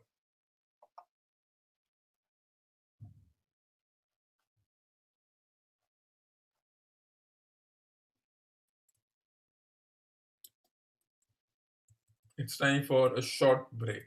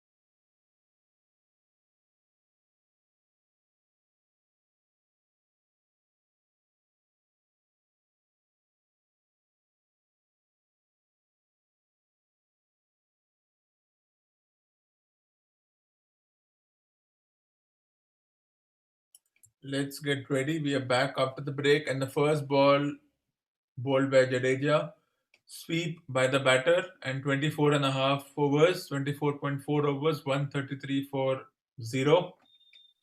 Jadeja 6 overs, 28 runs, 0 wickets. How do you analyze that? I think he's bowled well. Yes, he hasn't picked up a wicket. Yes, there is something to be concerned about. I don't think so. Only 10 boundaries and 1 6 in 25 overs means Maxwell and all the pressure on him, all his performance in the domestic tournament, all the hype created around him. Well, let's see what happens. As the final ball, Warner steps down the track, takes the single, 25 overs gone, 134 for 0.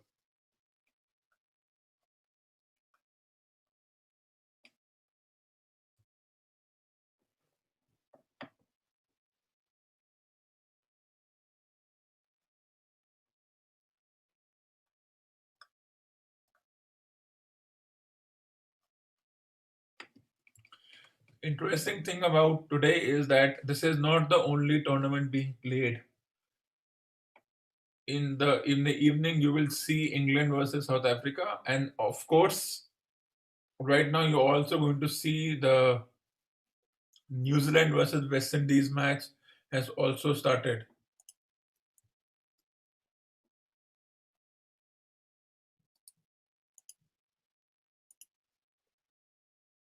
So, so is this the revival of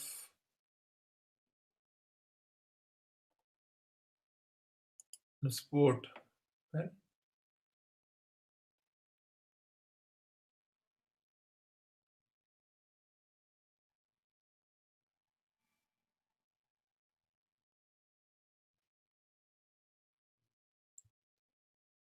as 25 overs have been bowled, Shami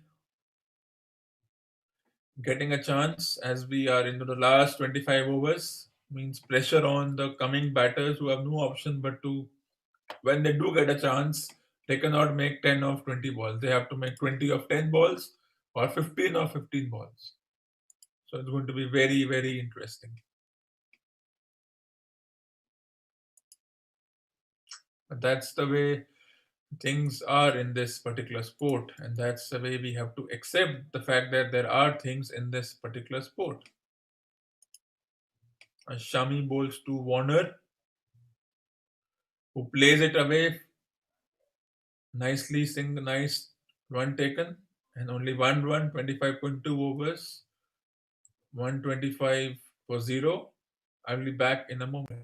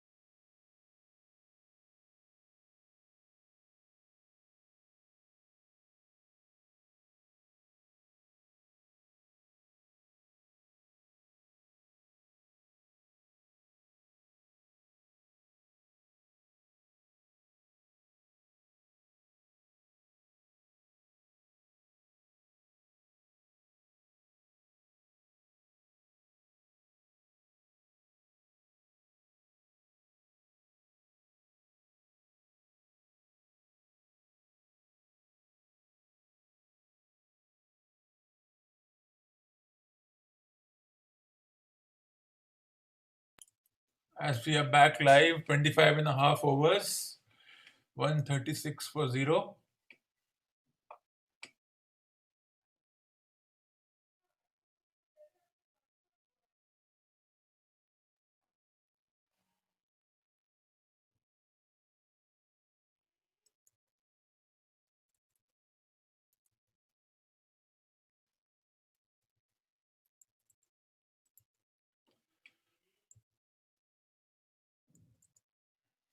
This time, Warner plays no runs, good bowling, but nothing to be concerned about for Australia because they have It's plenty of time 11:15. and they have plenty of batters and of course the hyped, overhyped batters Smith, Labuschagne, the keeper, Stoinis who was batting well in the domestic competition and whatnot.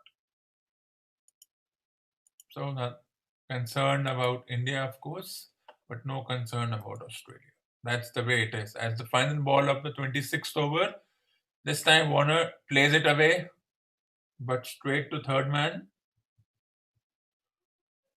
2 runs, 26 gone, 138 for 0. Still going at a decent rate, but it's a time for them to start doing what they are supposed to do. And what can we say in this situation?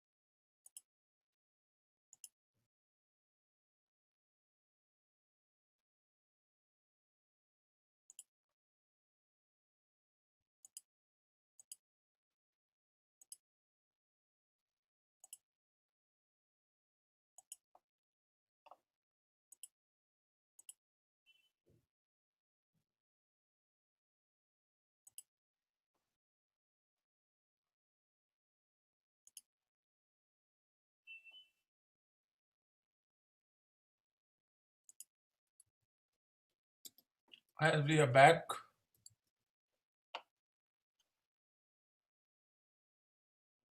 27 overs, 138 for 0. Anything is possible right now.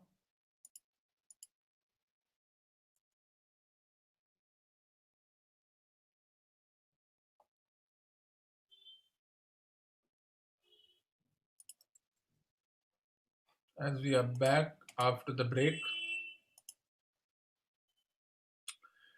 and the ball, well, 26.4 overs, 146 for 0, and the second six of the match, courtesy the captain. And the partnership now getting into the 150s, and is it trouble? And this time Finch steps down the track, and the partnership and 2 runs taken. These two have run well between the wickets, 71 to Finch. And this does remind me of the, well, anything is possible right now. Wickets aren't coming, couple of missed run out chances, couple of sketchy running between the wickets.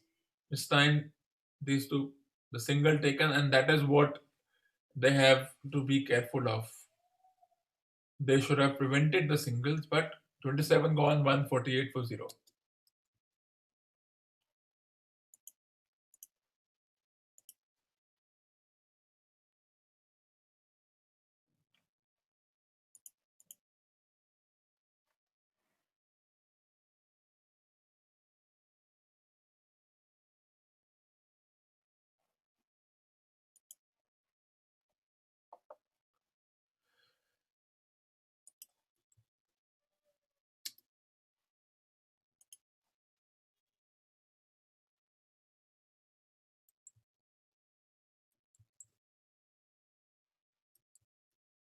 So, what can the team do? 90 minutes to go in this match, in a situation where anything is possible, anything can happen.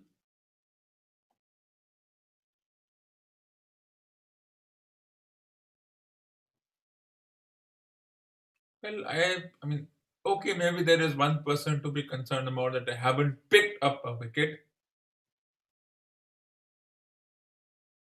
But apart from that, no. Are they are they batting? They're batting all right. It's not as if they have run away with the game. They are still in that zone of okay, they're batting decent, not very slow, not very fast. And let's forget the 80s, 90s style of batting because nobody is interested in that. Yes, there's pressure on the captain because his captaincy will be tested. He didn't do well in the domestic league. So Kohli's captaincy for the first time in a long time is under pressure. Of course, there are comparisons.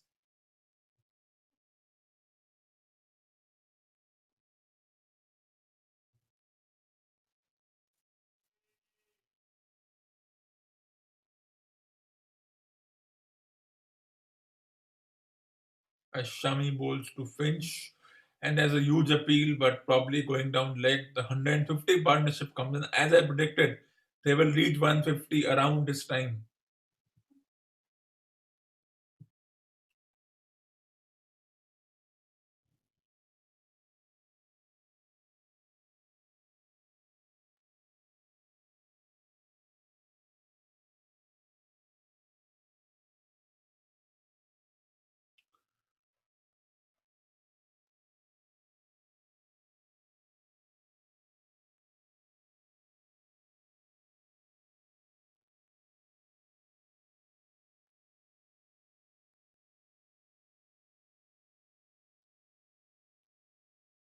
Warner pulls with disdain. Nobody over there pulls with his emphatic fashion as he often does, and the score moves on to 1-0 for 154. Well, stand and deliver. No need to run for that.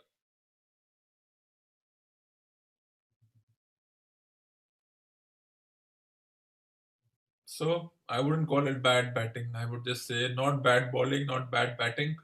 It's just what happens, happens. Had there been a fielder there, you would have said poor shot. But there was no fielder there. But remember, 27 and a half overs, only 11 boundaries.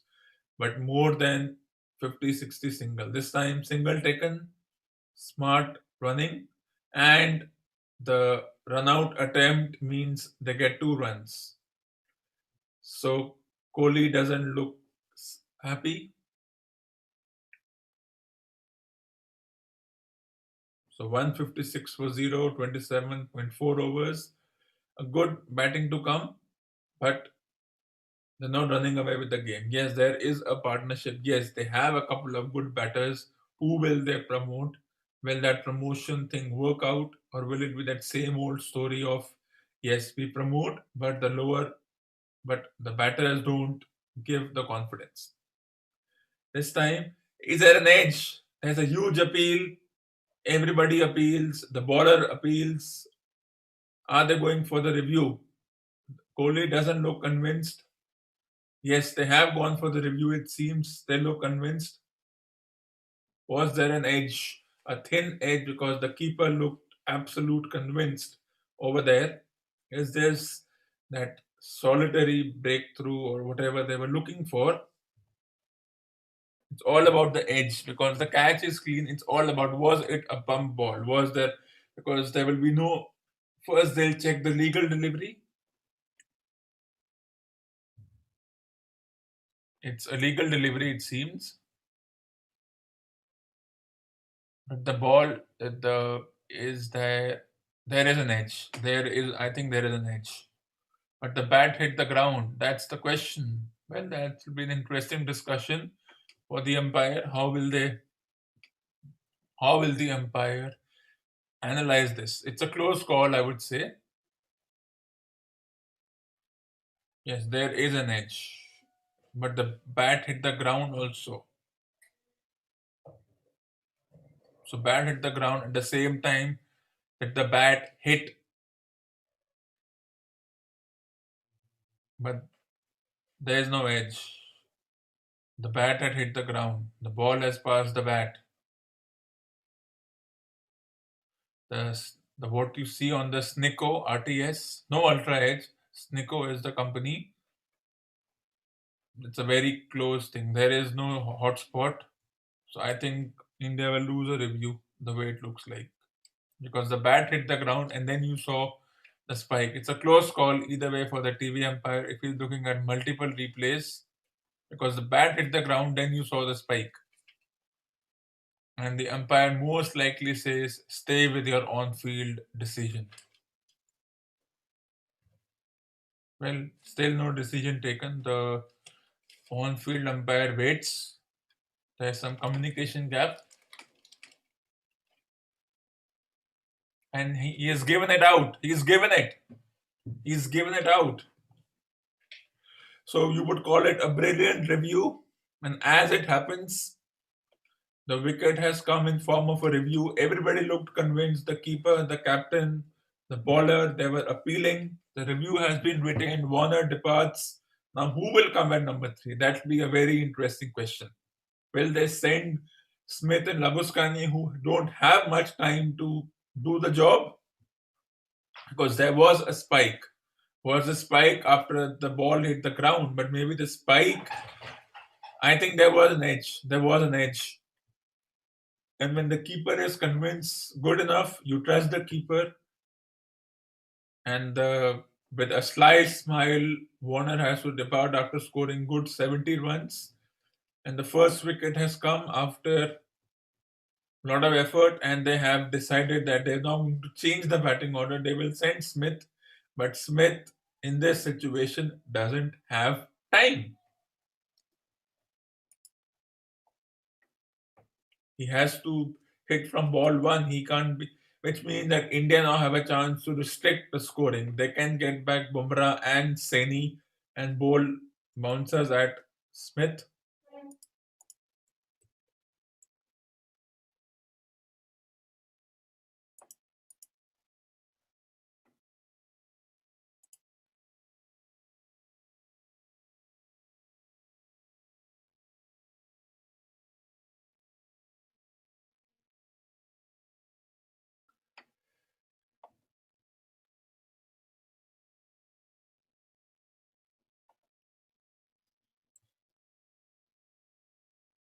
A short break.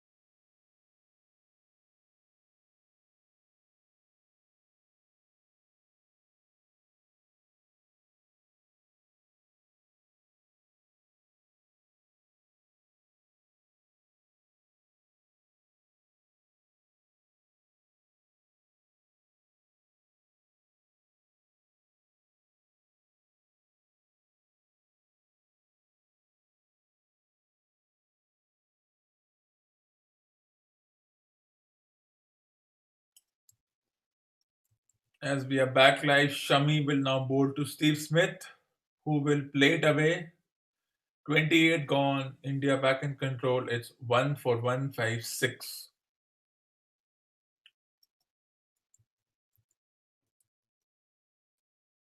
So, how do they manage the situation from this?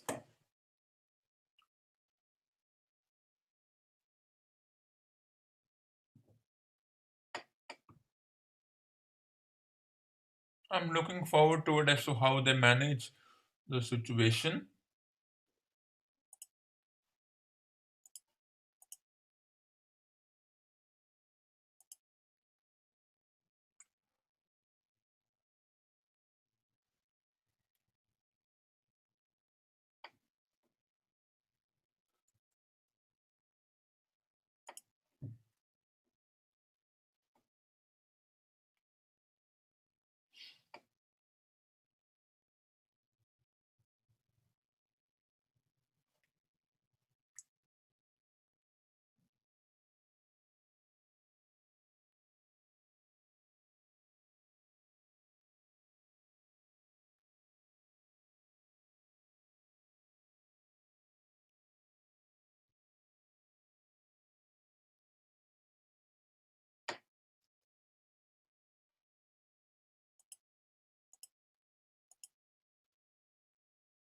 It's 11:30.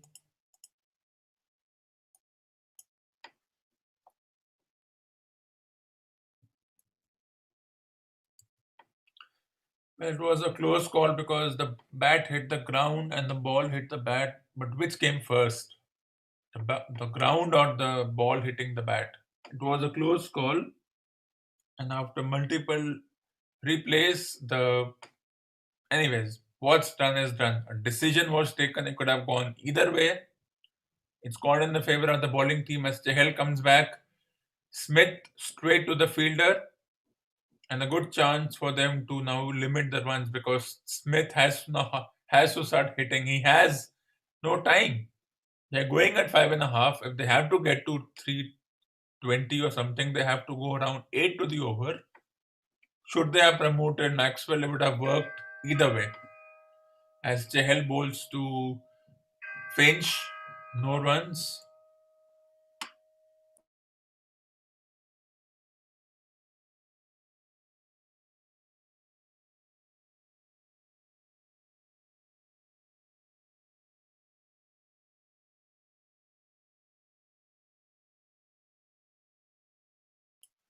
As Finch dancing down the track. So 3 balls, 1 run. This is time for India to squeeze in those overs from the spinners and then unleash the faster bowlers. And they have gone with that 5 player bowling attack as 3 balls, 1 run means pressure on Smith. He has no option but to start hitting. Time is running out for him. As I said, if Smith comes around the 30th over, what will Smith do? They have decided not to tamper with the batting lineup. This is a very unique situation for this guy. He has to start hitting. This time, 2 dot balls.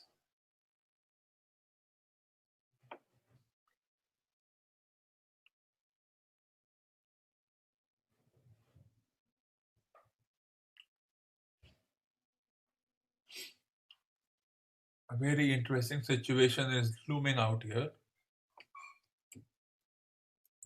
As Smith plays a very good over from Chahal so far. 5 balls, 1 run, pressure rising on Smith. Next is Labuskani.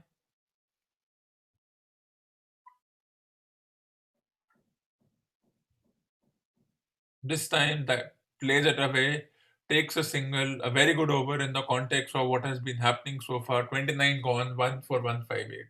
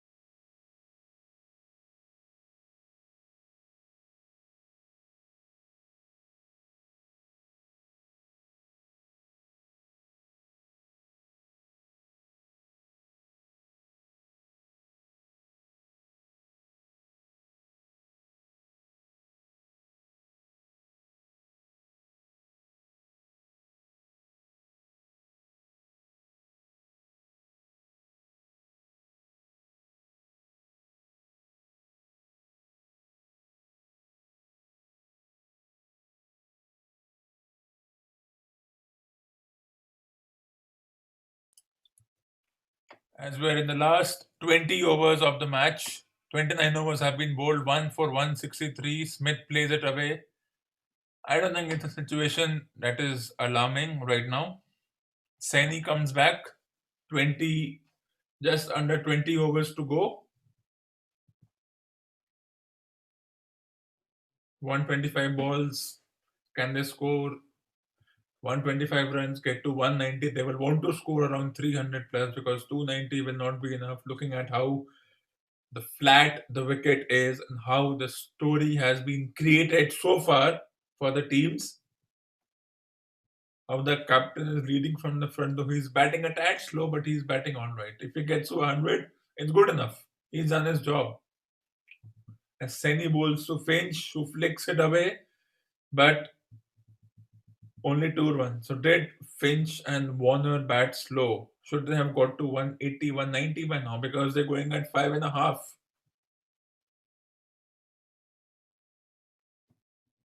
As we once again look at Warner's wicket, everybody looked convinced. The umpire was not convinced. They went for the review. I think even without the Snicko RTS, it was a close call. And I don't like the word ultra. I prefer RTS. But that's the way it is. That's the way we deal with it. And for the as Finch guide singles won't hurt the team if a cup. It. I'm just. I mean, Smith is a good player. He's played over 100 matches.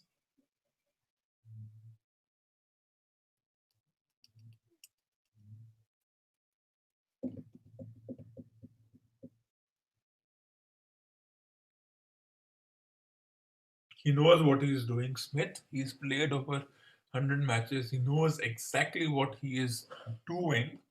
So there are no concerns over there.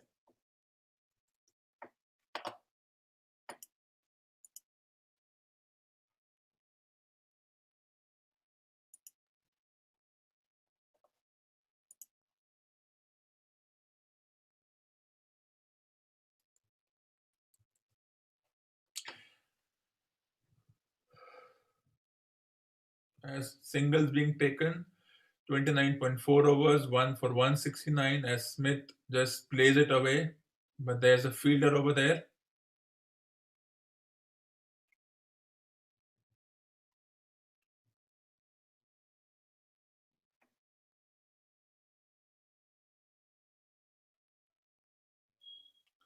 As Sani bowls to Smith, no run, says Smith loudly, straight to point.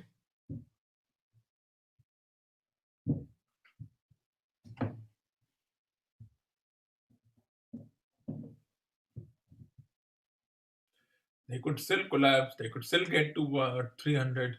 For 300, they have to go at 1.5 run per ball. So very interesting. They have to go almost a run per ball to get to that 300. Means Smith will have to now hit against his natural game of playing that. This time Smith tries to pull, no runs, decent over, 30 gone, 1 for 169.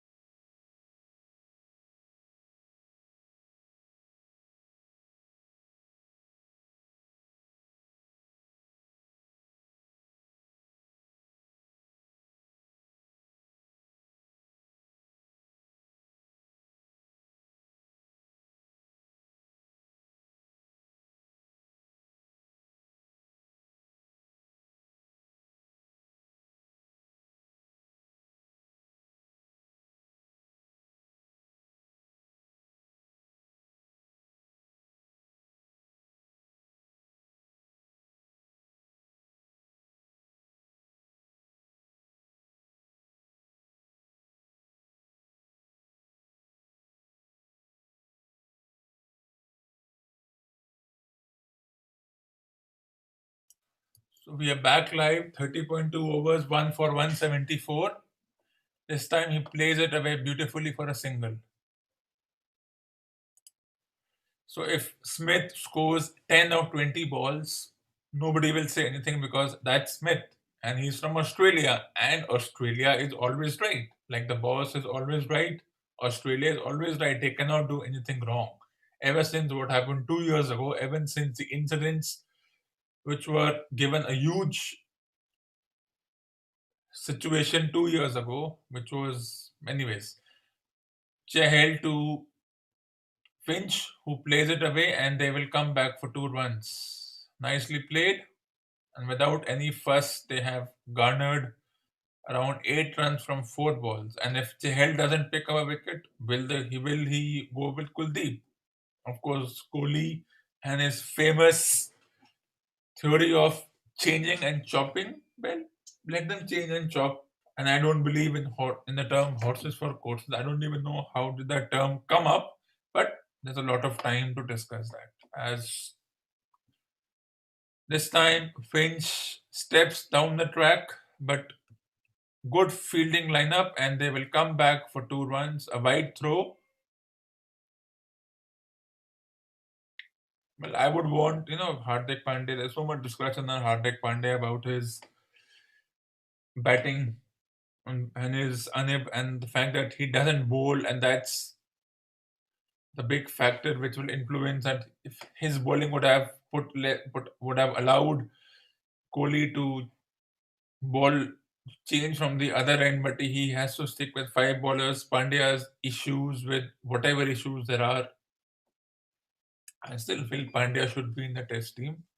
With no Rohit and no Kohli in the test series, which is a long way to go, still 3 weeks for that, I would still go with Rahul and Agarwal as the openers, and I wouldn't hesitate going with Iyer.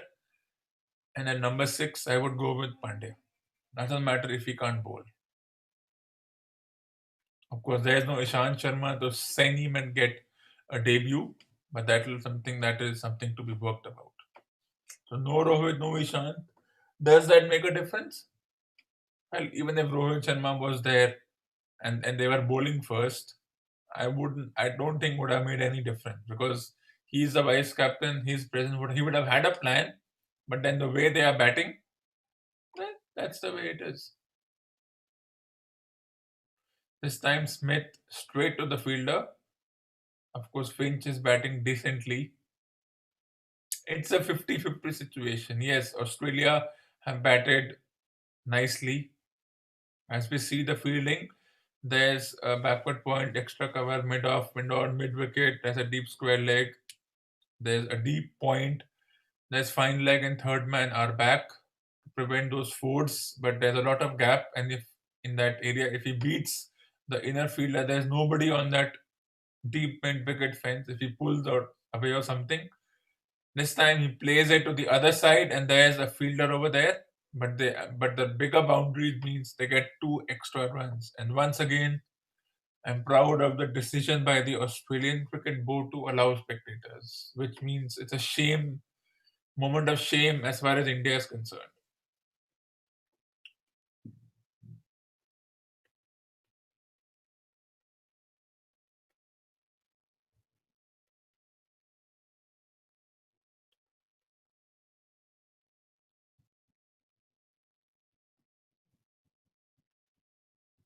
As 31.2 overs, Smith plays it away, but only single. Singles won't hurt them, but yes, they want a wicket. This partnership is already 25 and 25 balls. So well done.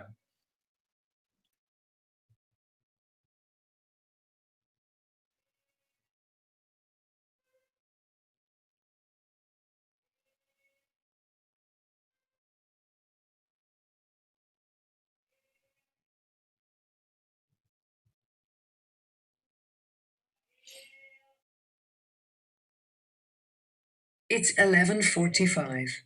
As we come to the fourth ball of the 32nd over, nicely taken single.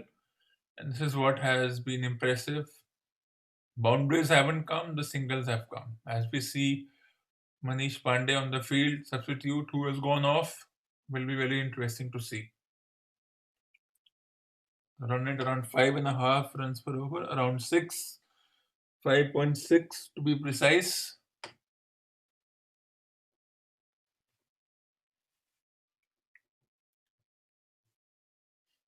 Saini's bowled well, yes. It's his first tour here, first international tour, if you don't count West Indies.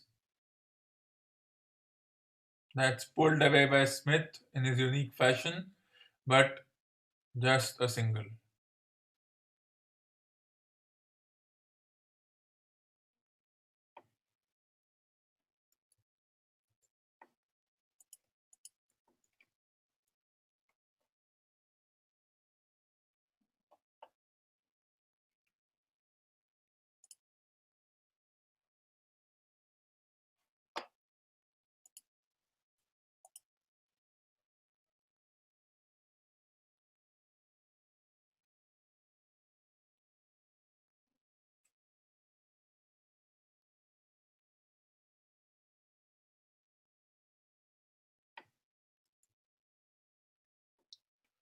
As another boundary is being scored, and the score moves on to 194.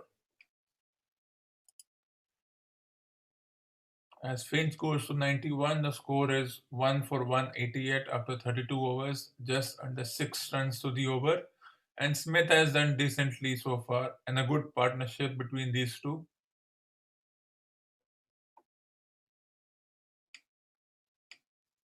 Well, still a long way to go. Anything is possible.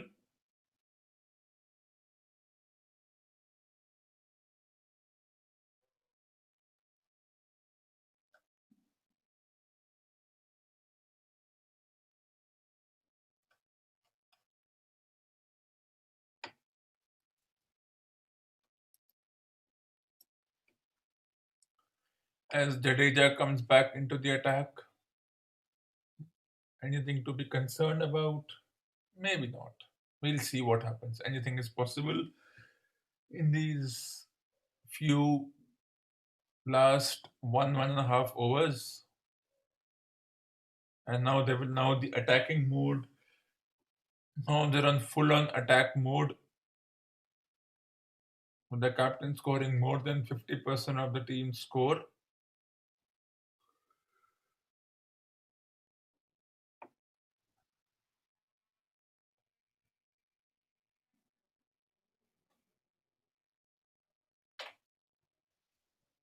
And Smith straight to fielder, no runs.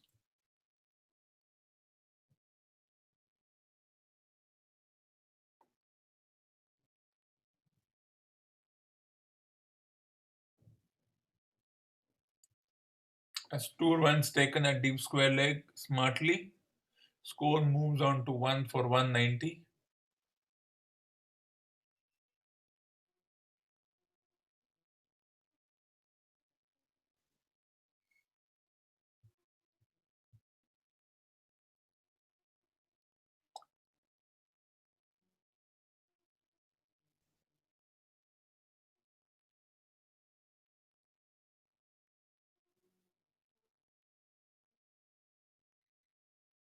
And Jadeja bowls to Smith. Huge appeal. And the umpire says you're gone. Yes, a huge wicket in the context of the match. And will they go for a review? He was trying to work. Review has been taken. Is it missing? Is it pitching? Is it pitching outside leg? That's the question. Is it going down leg?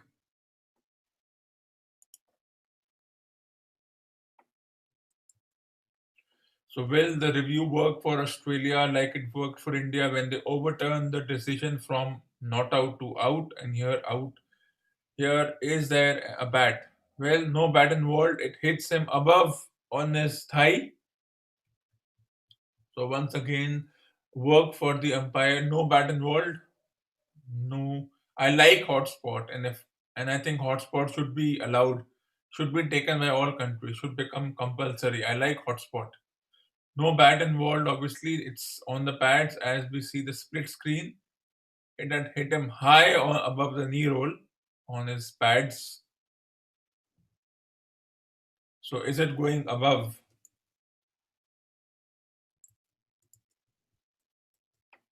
Yes, it's going above. Wicket is missing. It's going above. So another decision. It was very close. It was very close. Another decision in which the on-field decision has been overturned. So both teams have taken good reviews, and you can see when the umpire says not out, they're almost hesitating. They don't want to do it, as if it's against. Oh my God! Again, technology rules me wrong again.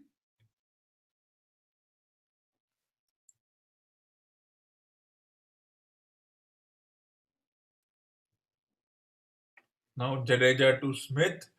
The confidence comes in, and this is a good boundary. It beats the fielder, and Smith says, well, it's time for me to start becoming aggressive. Steps down the track and four.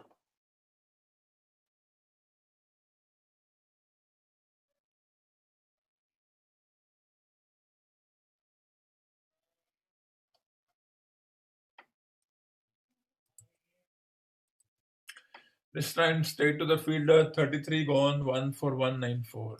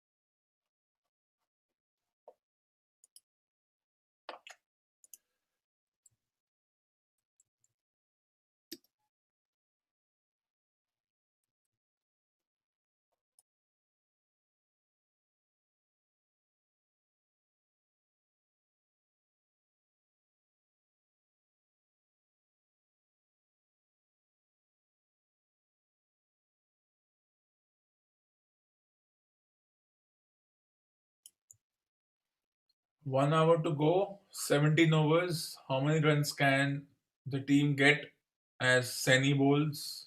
This time on the pads, and it's a wide. Not a bad delivery, but it's a wide. You have to go with it. I'm not a fan of the way umpires give wide, but that's the way the story pans out.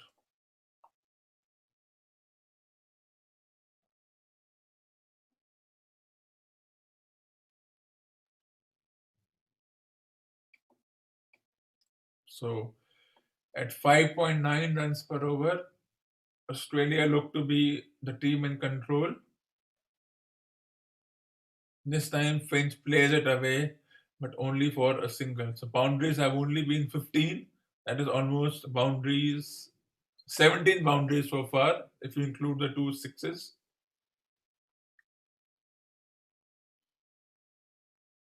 72 runs coming in boundaries, rest of them in singles and doubles, and in the starting of the match, threes and everything.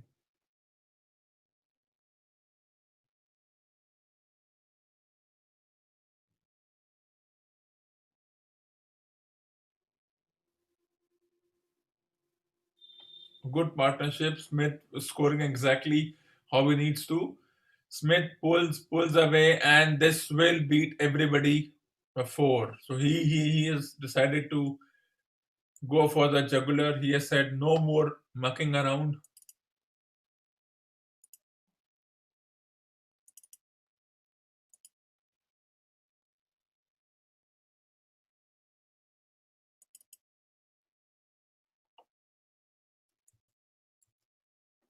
And the 200 comes up for Australia in 34 overs at 5.5 runs to the over.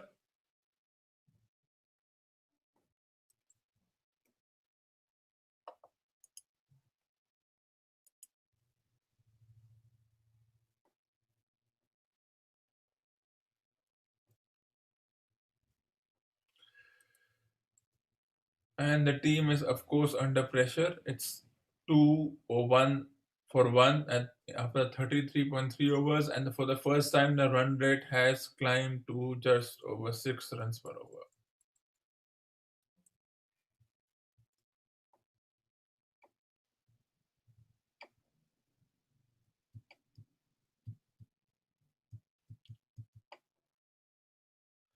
Good batting by Finch, 92 of 105, strike rate of around 80, as Saini bowls to Finch, who cuts it away, and this will be cut off, but 2 runs will be taken as Finch, the captain, nears his 100 after whatever happened in the domestic tournament and the misses and whatever controversies were created. But that's the way things are. That's the way things are.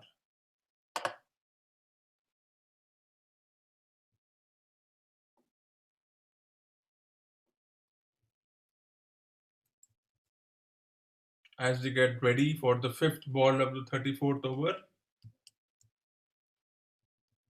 Saini played straight to the fielder, no runs. He's a decent bowler. He doesn't get a wicket, doesn't concern me. He's going at 7 to the over. Well, that concerns the captain. Will he drop him in the next match? And that's what Kohli will be criticized for chopping and changing. Well, it's still a long way to go. We don't know what will happen.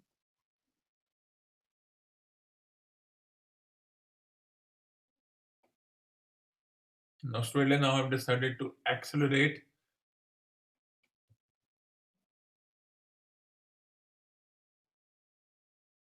As you see in the locker room, the players laughing and mucking about means it's a cordial atmosphere. I think it's for the camera. They come on the camera and they laugh, but it doesn't mean that they have a good communication. That's not the case. That doesn't really show it off like that. That's the way it is, and that's the way it is, and there's nothing we can do about it.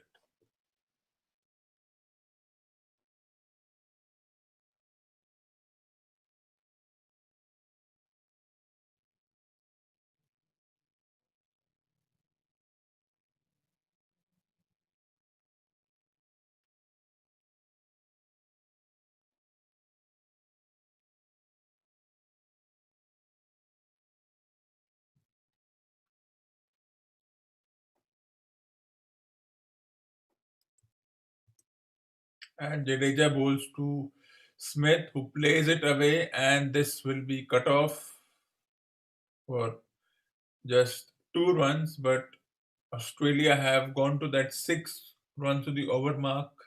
Jadeja not picking up a wicket. Will he go with Kuldeep in the next match? That's a question we will need to see. Smith plays and beautifully plays, but brilliantly fielded by Iyer as the score moves on to 1 for 206.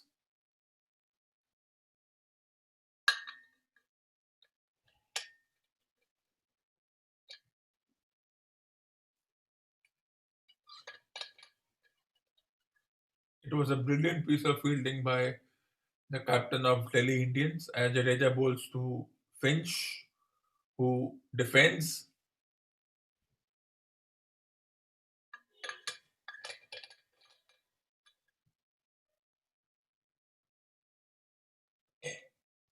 This time a single taken. Are they coming back for 2 runs? Well, the way they were running, they have. Nicely run, 96 to the Australian captain, along with the former Australian captain.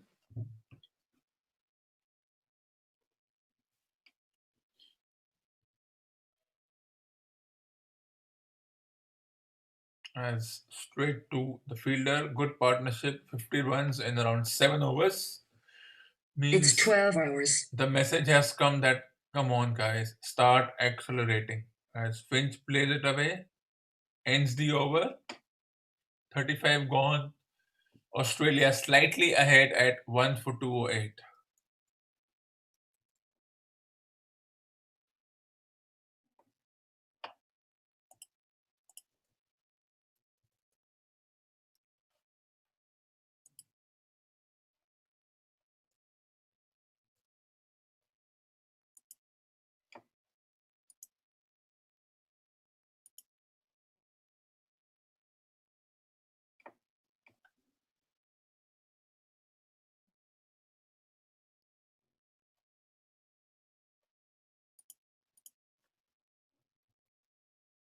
as we begin the last 15 overs, and the projected scores are somewhere between 300 to 320.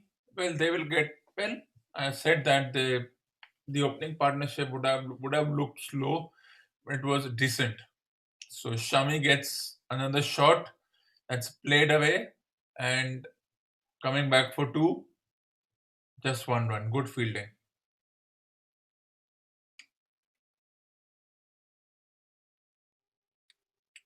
As we begin the last 15 overs, the time where the batters say, well, I have nothing to lose. I'm going to hit every ball for a shot. If I get well, if Finch gets 100, that will make him forget whatever happened in the domestic tournament. And of course, he is the opposite number of his former teammate or recently concluded, flicked away, but going down leg.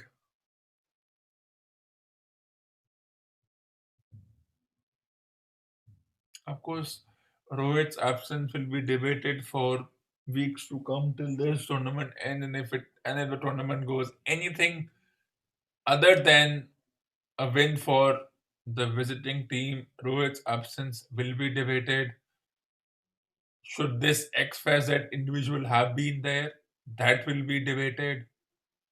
Should this guy have played in the first match? That will also be debated. This time flicked by Smith, but brilliantly fielded by the captain. So trying to lead by example at 32 and a half years of age.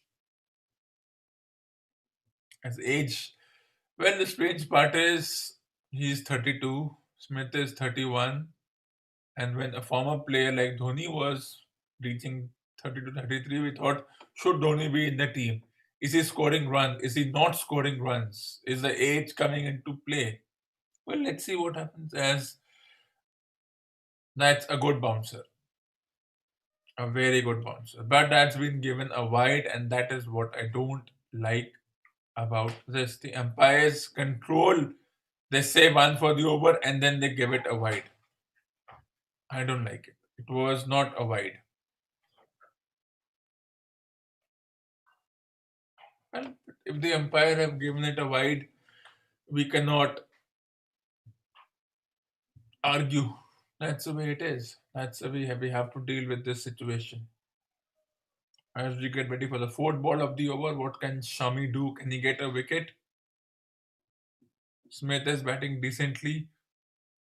Smith pulls, and this will be only a single.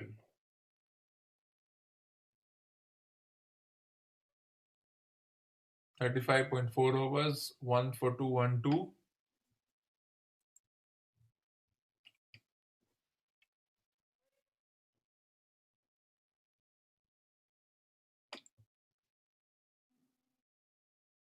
As this match gets into that zone of irritation for the bowling team as always.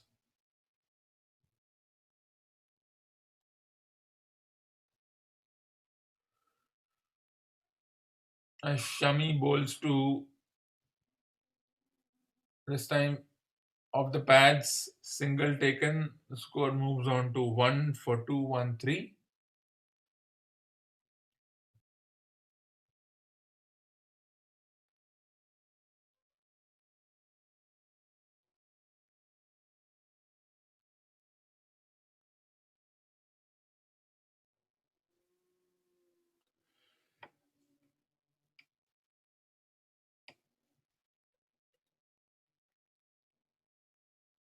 As Shami bowls to Smith,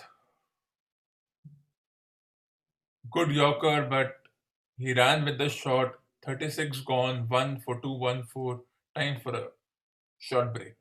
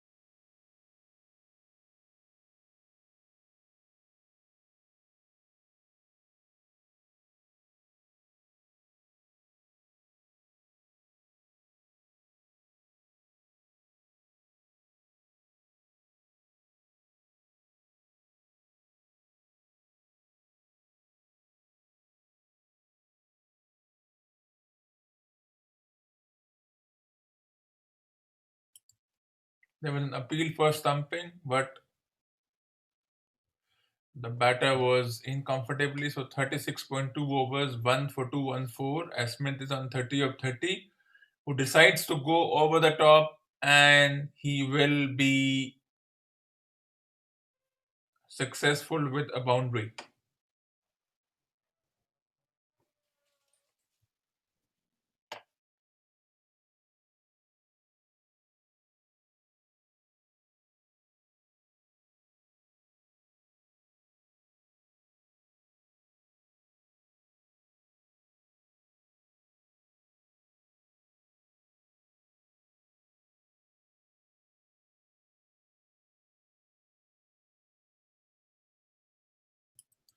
This time it's cut away and consecutive boundaries for Steve Smith, and a few individuals who weren't pleased with Jadeja's inclusion in the team will be now jumping with joy because he's not picked up a wicket, which means the debate of whether he should be in the team or he should not be in the team, it will be vindicated.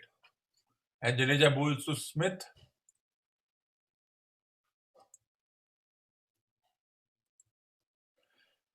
No runs.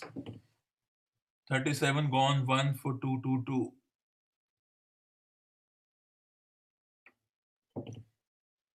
This time Smith decides to go aerial route, and this will be poorly judged by Shikhar Dhawan, whom I did not want in the team, and Kohli looks very unhappy.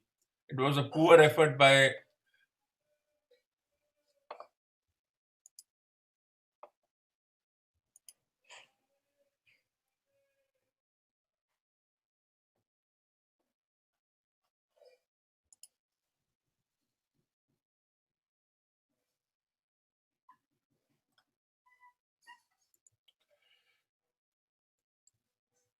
It was poorly judged by Shikhar Dhawan, and now my vindication of his not being in the team is vindicated. I didn't want Dhawan in the team. I would have preferred somebody else. But what is done is done.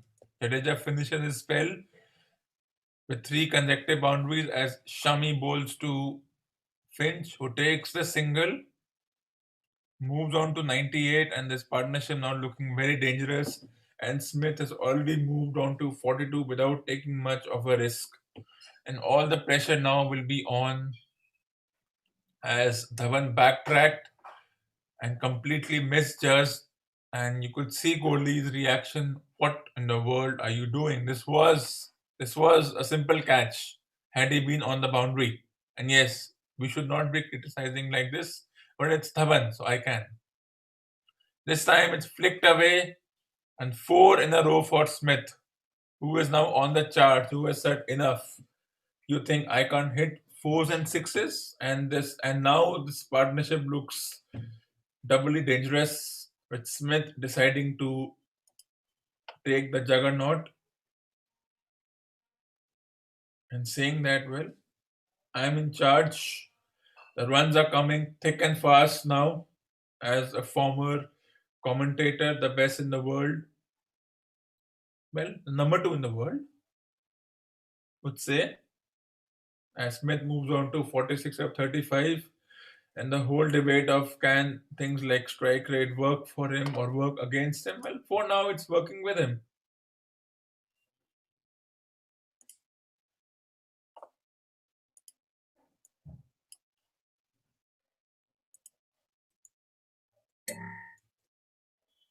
And another shot, another five in a row for Smith, and that's 50 of 36. A quick fire 50, his 26th 50 in this format.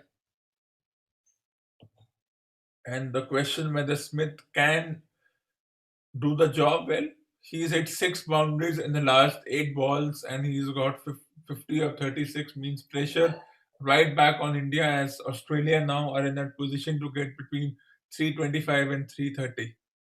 This time played up very nicely.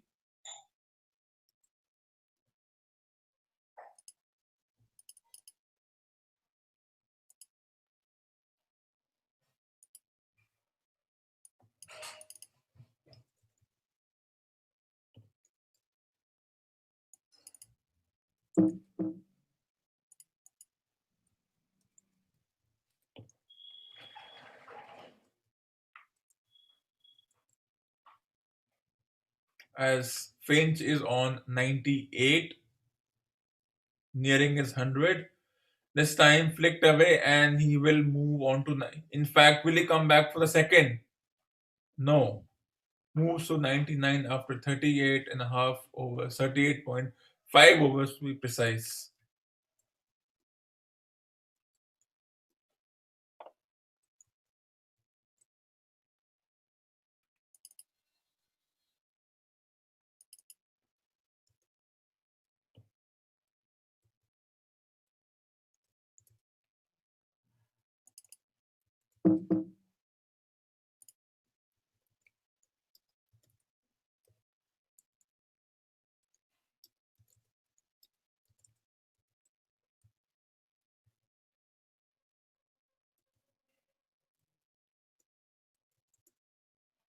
As the score moves on to after 38 overs, 1 for 1, 1 for 238.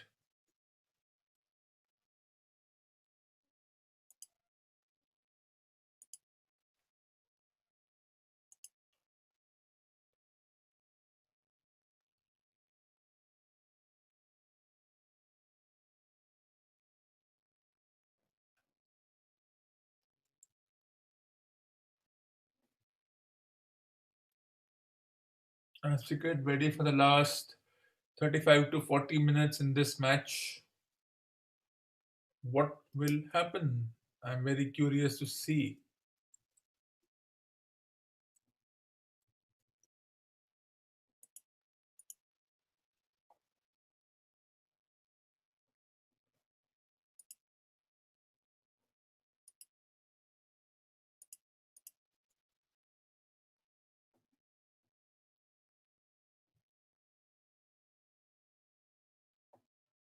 As Smith, as Chahal gets another over,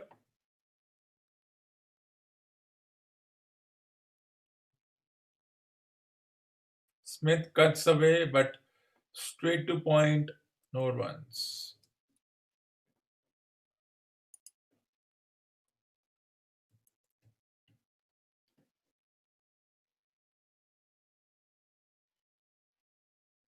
As Chahal will be under pressure to pick up a wicket as he bowls to Smith. Smith and cuts for a boundary. Another boundary, 7 in a row for him.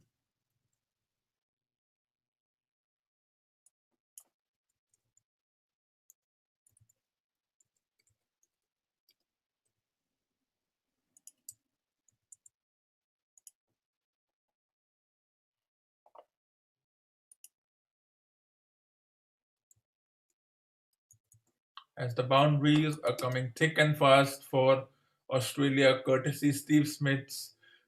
This time steps down the track, but only a single as Australia's run rate moves It's from 12:15.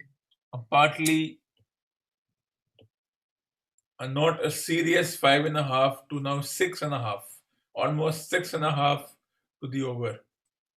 And that means now the likes of Maxwell can be promoted given a chance, and it will be very interesting to see if that happens.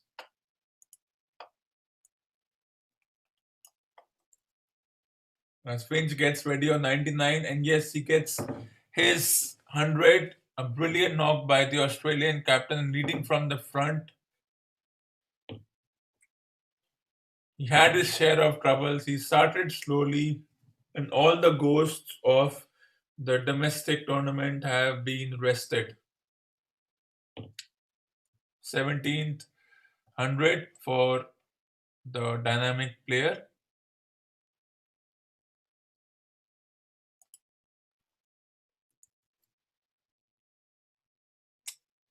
Well, it's not exactly a fast knock, but it's a decent one because it allows Smith to hit fours and sixes, and now he will do that. Single taken, his partnership now nearing 90, almost 90 runs, 80 plus something.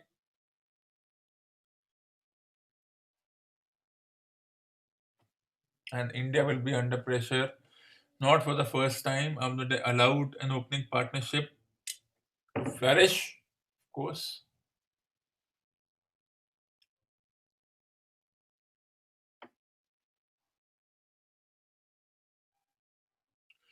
Smith takes the aerial route, and that's a huge six. A good over for Australia. 14 of it. Smith in form. His ghosts of the 20 over tournament have been removed. It's 39 gone. It's 1-4-2-5-2. A small break now.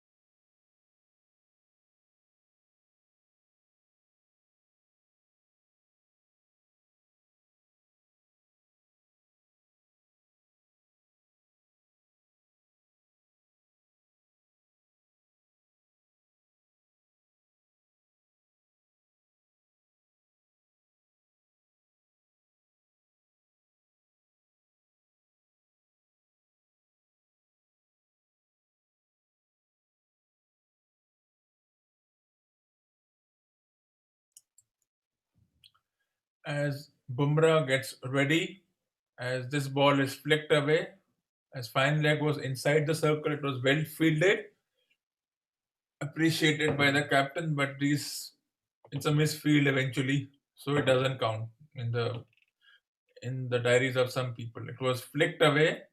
It was almost what one calls a catch. It hit him hard on his finger, which means an injury, which means will he be able to bowl in the next match or in the remaining overs of this match. But now it's all about, can Bumrah now get his magic back? Can he bowl the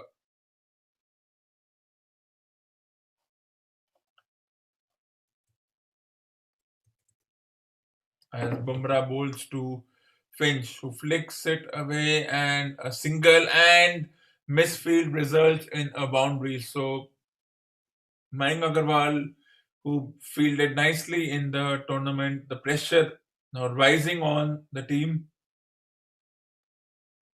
And of course, they will have a discussion around this, and this will be debated and discussed in the newspapers tomorrow. So don't worry, this will be discussed a lot. India's fielding, India's bowling, not bowling well, misfields, miss one out chances, but the Indian team prepared. All these flimsy debates will come into play as a 100 partnership comes in double quick time. This time flicked away consecutive boundaries as Finch has gone into that power play mode as the final 60 balls of the match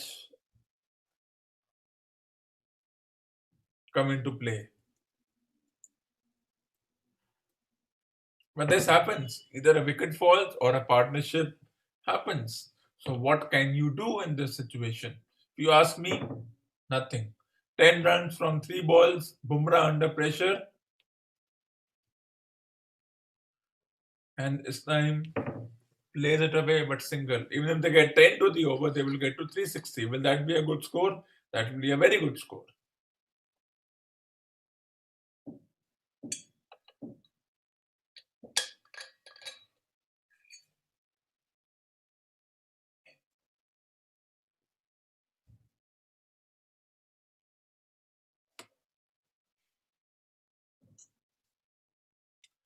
as Bumrah bowls the fifth ball of the 40th over. Yorker on the pads and 2 runs. Brilliant running between the wickets.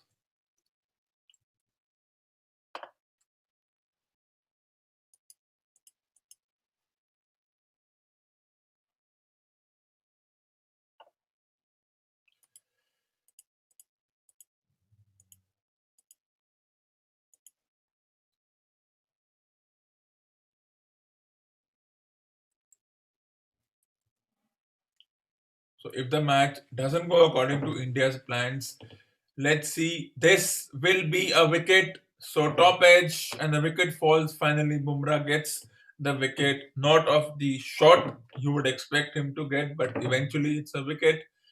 Finch departs. He will be appreciated long and hard. But let's look at if the plan doesn't go. If suppose India doesn't go ahead and win this match as they are expected to, as they have come all the way traveled. Of course, they were not expected to win the match 20, 25 years ago, but now they're expected to win the match, right? So, what all factors will it be discussed? It will be the fielding. As Finch departs, 40 gone, 2 for 264. The fielding will come under question.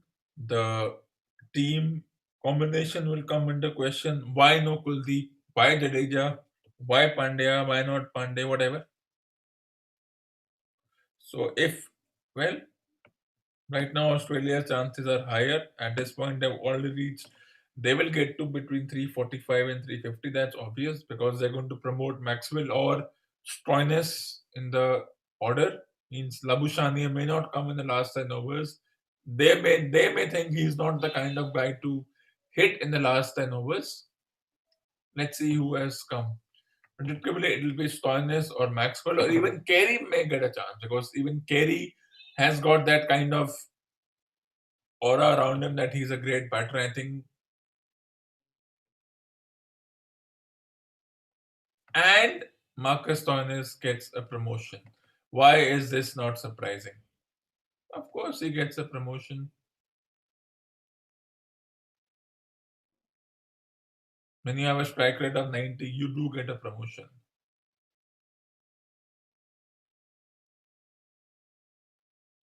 And he had nothing to lose. Marcus Stoinis, he's in that position. 60 balls, 30 or 15 balls, he's done his job. He had nothing to lose. With India under pressure, Chahel going at 7.5 runs per over. So yes, team combination. Why Chahel and not Kuldeep, or why not Kuldeep plus Chahel together?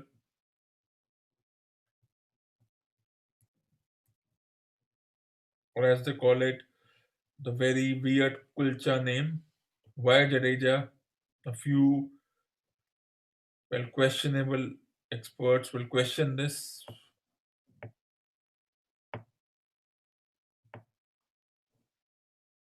And of course, in batting, what will Hardik Pandya contribute?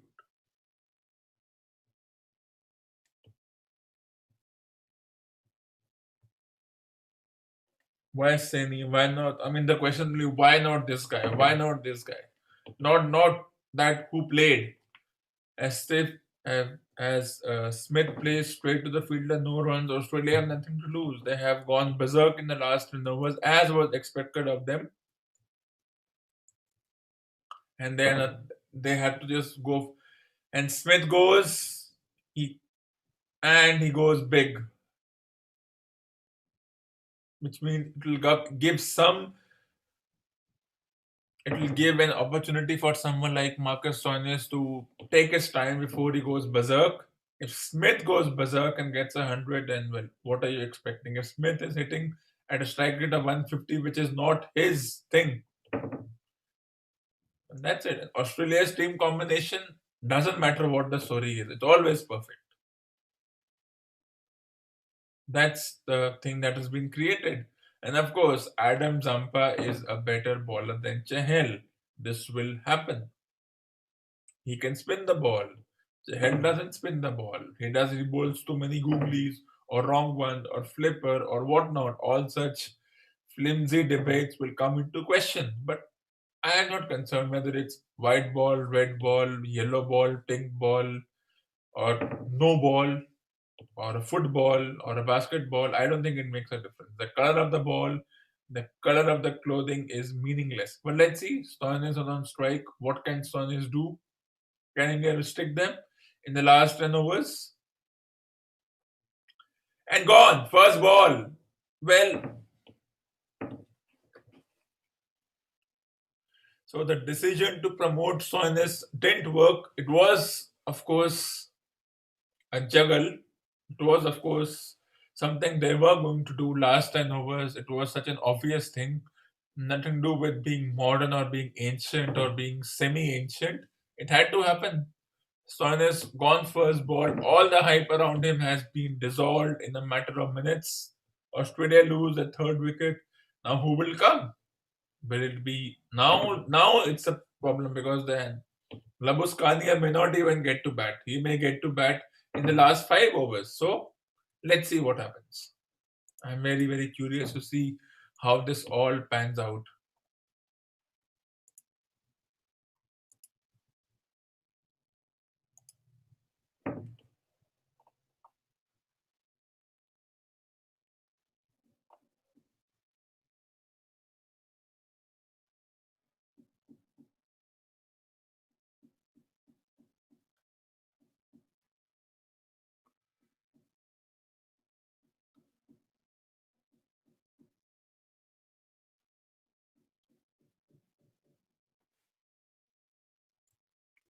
As expected, Maxwell has got the promotion.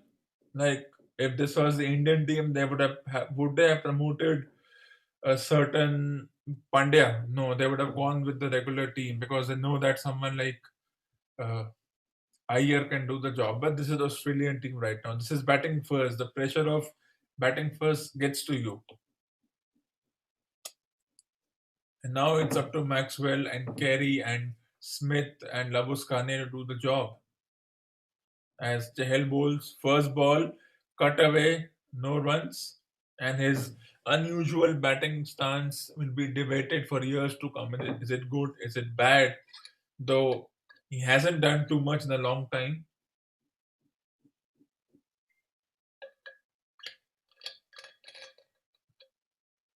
Maxwell takes a single, eventually a good over for India, 41 gone, 3 for 272, as Chahal goes for 1 for 68 of 9 overs.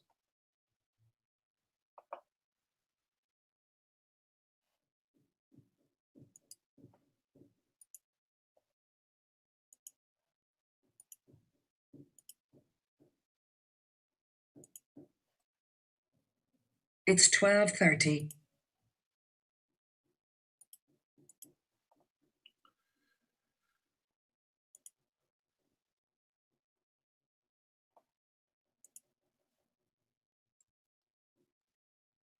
So anything is possible in the last 8 overs, as it happened when you bat first. Either you get a wicket or you get out. What will happen? Smith has batted well, 70 or 45. He's done his job. Now can Maxwell, Labuschagne and Carey support him? Can India restrict the runs?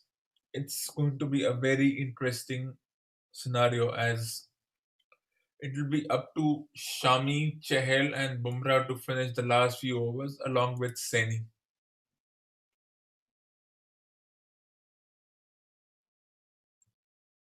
As Bumrah bowls to Maxwell, what can he do? Maxwell plays it away, flicks it away, and will he get a boundary? He will get a boundary. No player in that area, and he just plays it away for a boundary. That means pressure on the other team.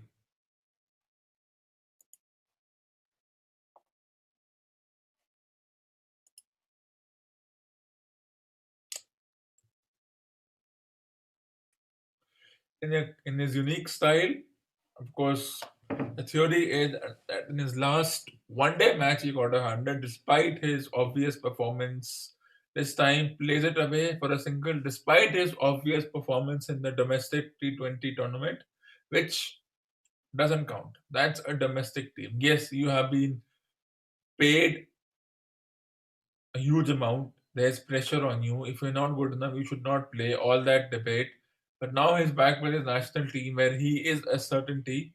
He won't be dropped at any point in time. So why does he bother if he didn't perform in that tournament? It doesn't affect him. As Smith plays it away smartly,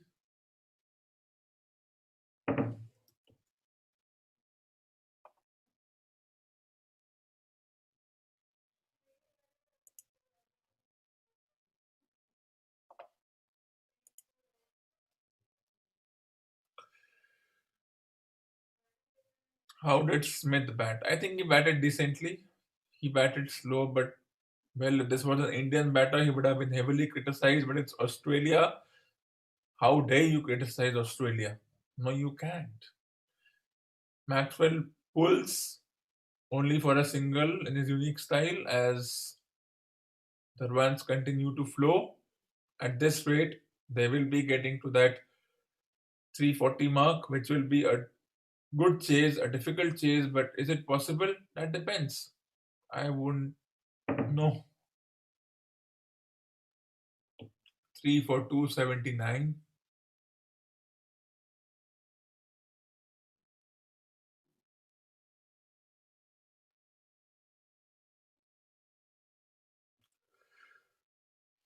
As the fifth ball of the 42nd over flicked away and only a single.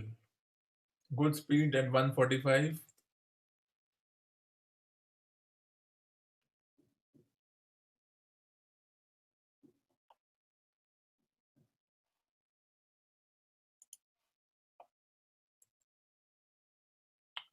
As we bowl another ball,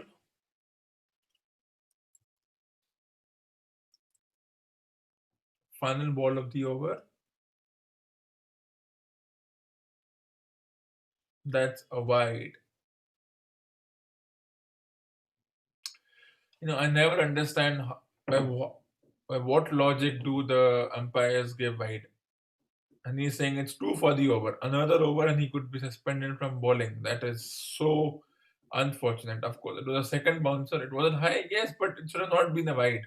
No, I think we should be allowed 10 bounces per over, at least 3 or 4 bounces per over, as long as it is not dangerous for the batter.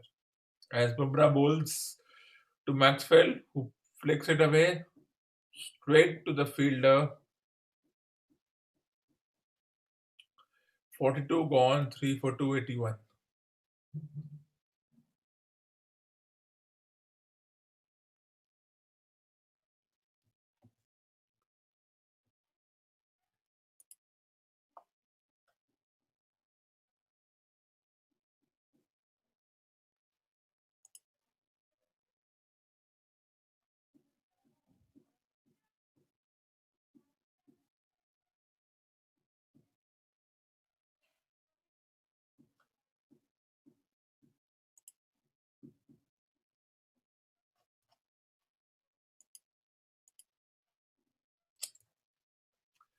As we get ready for the finals 8 overs, anything is possible.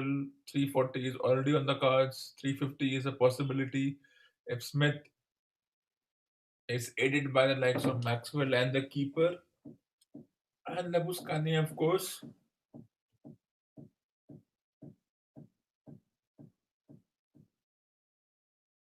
Though I feel bad for someone like Labuskani because the message goes to him, though he must be saying, I understand that you're not good enough to score 30 of 20 balls. So this is the 2020 situation, which means, sorry, mister, you're not in the zone.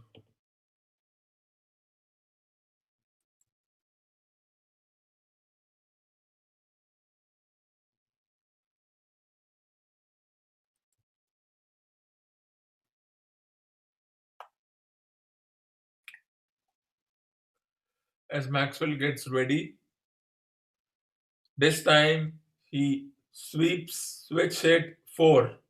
So he has decided that he's going for it. He has the confidence of his team.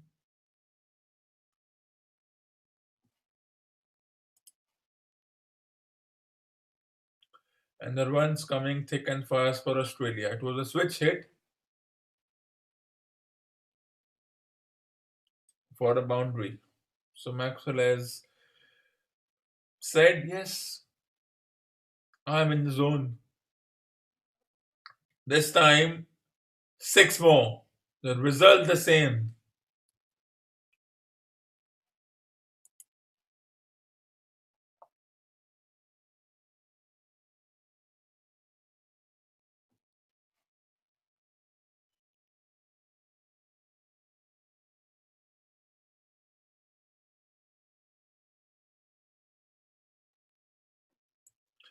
And Chahel, the bowler who was appreciated so much, and you see a pseudo smile on his face. What do you do in that situation? I don't know. And Chahal has gone for nearly 80 runs in his spell. Well, that's what it is. You are brought against a guy who didn't score one run in that tournament. That's what the debate was. Why was he there? All the concerns around his place in the team, and Rahul will be thinking, what the hell? Why did you play for my team? And Maxwell will say, Mr. Rahul, your tournament is for 2 months a year. For the Australian team, I am forever. I will retire from the Australian team. I will be a Australian.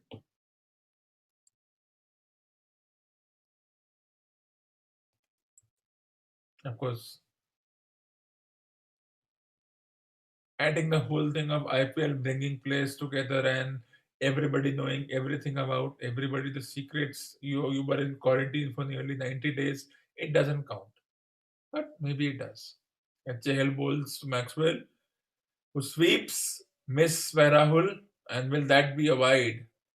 And they come back for 2 runs. So 2 wides, I suppose. 2 runs.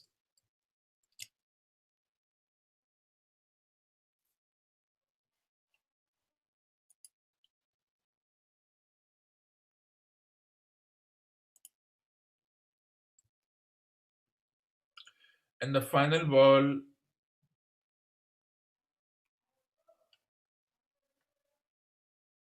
as we see Maxwell get ready, the final ball, six more. And another drop catch in the deep. And it's Hardik Pandya who drops the catch.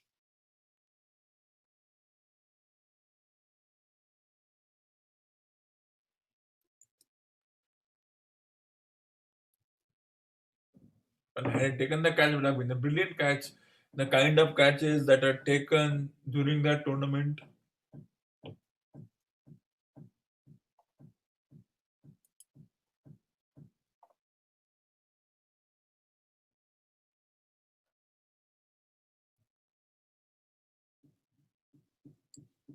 Big over for Australia, 21 runs from it.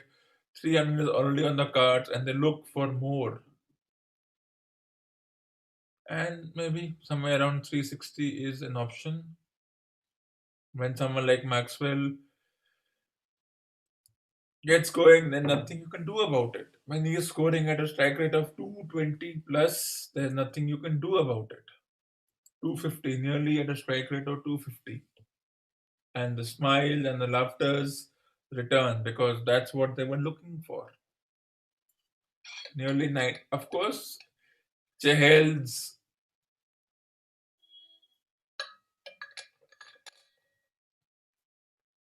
performance will be scrutinized, as they will want to scrutinize.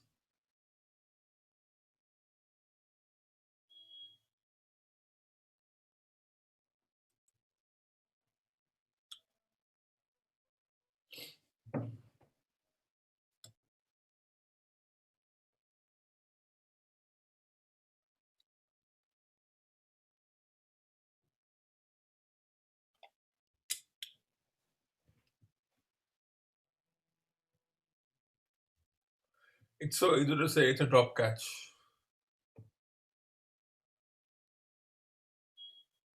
As they get ready for the last 40 balls, 42 balls. Saini bowling to Smith, who takes a single.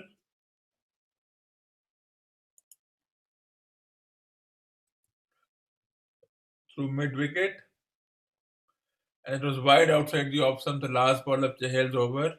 I think it was a good effort. I mean, I wouldn't really put in the category of drop catches, but of course there will be disappointment if this was an Australian fielder. He jumped, the ball sailed over. Accept that fact. And Maxwell is looking in that mode where he says, "I have nothing to lose. I come and I swing without thinking." As we get ready, as Sani bowls to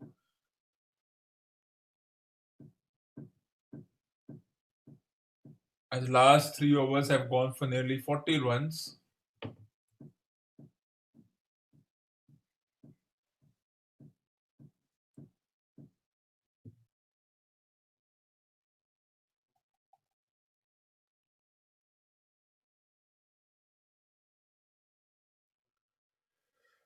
So flat wicket, lots of runs.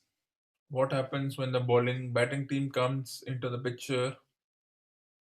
This time Maxwell flicks and flicks hard into the stands, into the crowd. Finally, some crowd.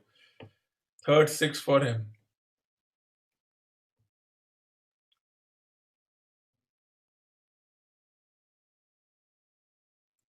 People are asking where were this Smith and Maxwell during the. I don't think they wanted to put too much pressure on themselves during the tournament.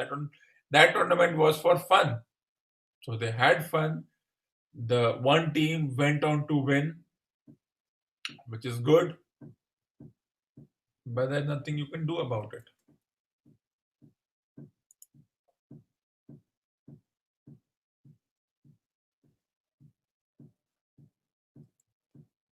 As we get ready, as the last 3 overs have gone for nearly 50 runs,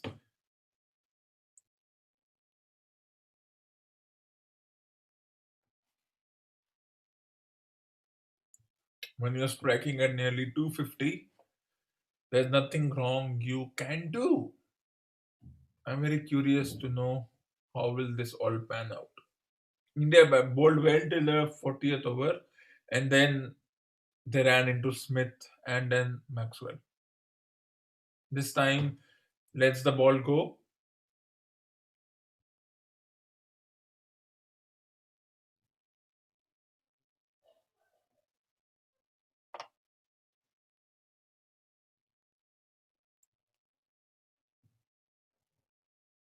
I'm still not impressed by the length of the boundaries. It should have been pushed further. There's still a considerable 10-meter gap between the boundary and the hoardings. There should be only 5 or 6 meter gap. Because had that been the case, the sixes they had hit this time, Yorker is that an appeal for a catch? The It's umpire says 12:45. not out.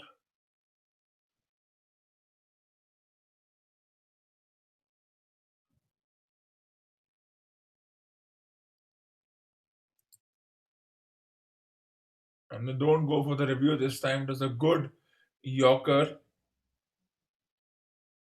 I think they should have gone for the review. Nothing to lose.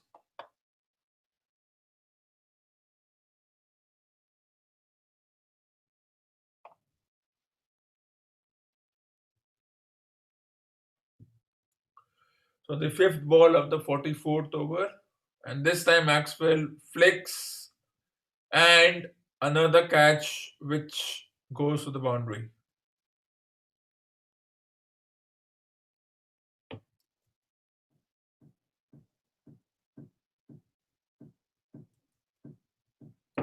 So a lot of catches which are going through the hands and into the boundary, which is it a concern? Not really. Maybe feeling the pressure of 3 months of quarantine. It was a good effort by the fielder, but it bounced off his hands and it sped away. Of course, what an outfield this is. That's what people will say. This time wide, and this time nothing you can do. 4 more. And with Maxwell in this mood, expecting a quick 100, who knows, maybe. This is already a good score going at 7.5 runs, 7 runs to the over.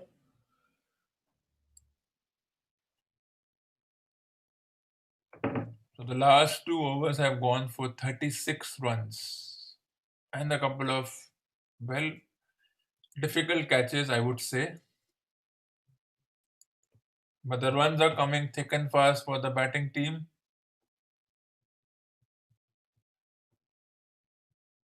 And the score already looks in that dangerous zone.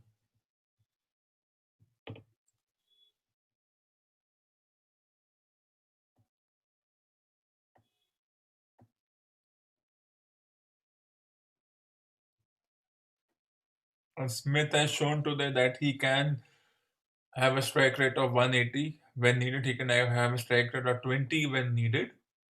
And he's batting in that zone where he has nothing to lose. Pull over mid wicket for a great shot.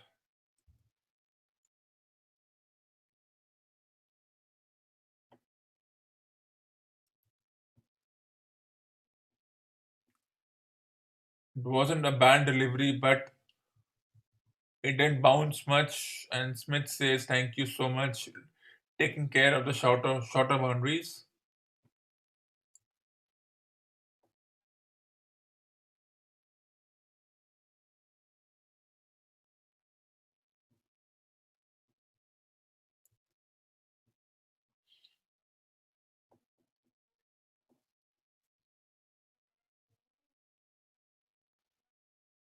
And partnership, as expected, 50 of 22 balls. This time takes the single, better batting.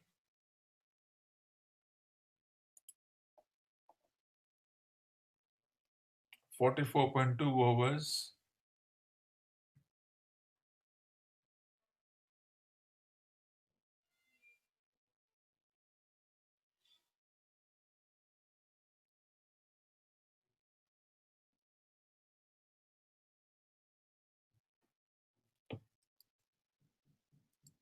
As the ball has gone into the crowd, so they of course need a new ball. Or is there some injury and a bit of time being wasted? It's nearly taken them nearly 4 hours to finish this. It seems that Chahel has kind of hit somewhere. He's been injured or something. They are waiting.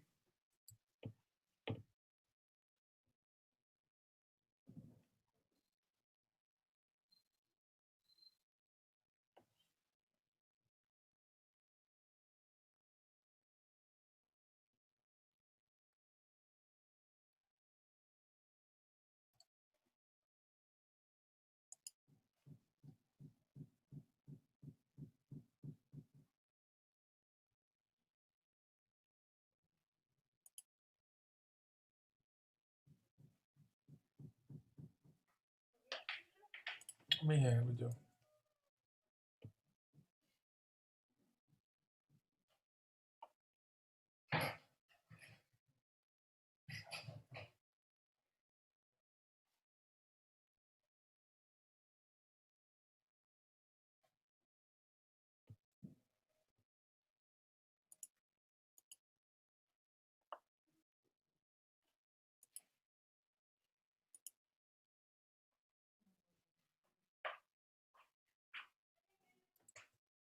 It's all about luck, edged and passed third man for four. And as I said, luck plays a huge role in these situations.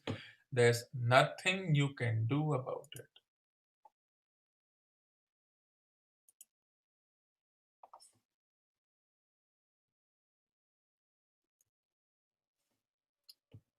It was a good Yorker, and he just reverse swept 150 km per hour delivery past the keeper and third man. As I said, it's all about luck.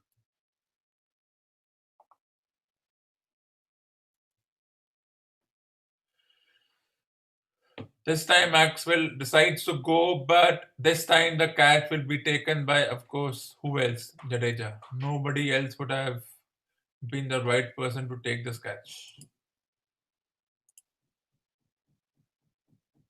Remember, India did score like this against New Zealand around 340 or 350, and New Zealand chased that. New Zealand chased 350 just a couple of months ago. So, can that be repeated? Who knows?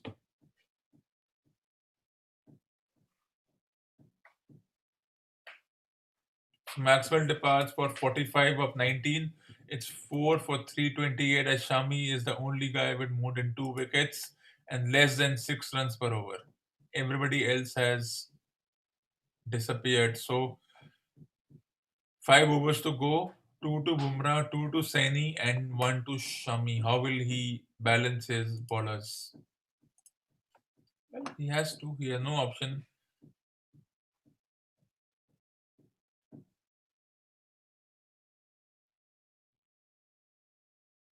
30 boundaries now in double quick time for the bowlers.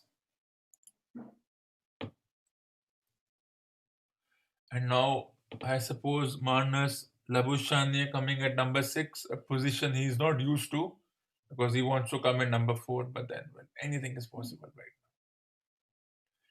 now. Is there a chance for India to get a few runs and restrict them? Well, they're already in that 7.5 run per over zone. So 360 is always on the cards.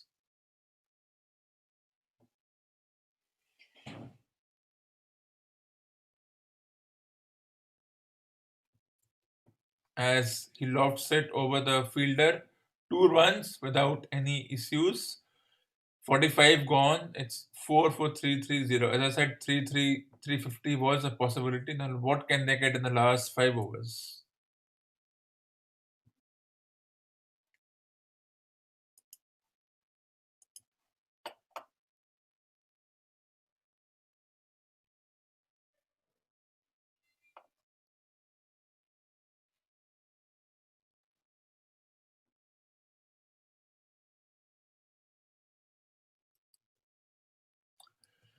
Last 5 overs, very interesting story. I'm curious to see how this all pans out.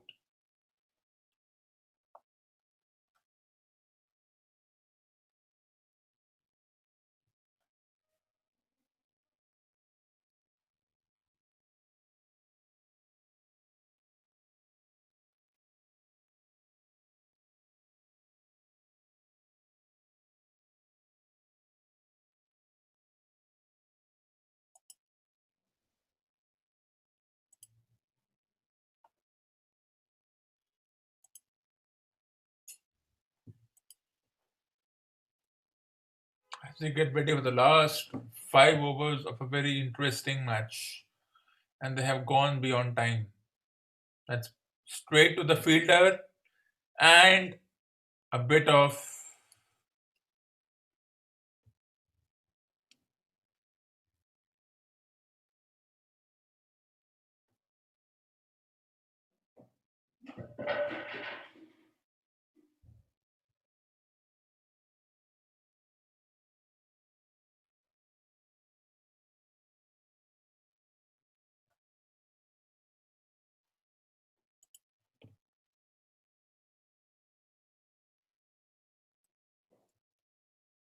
as we get ready for the last 29 balls, how much can Marnus? I mean, he's a good batter.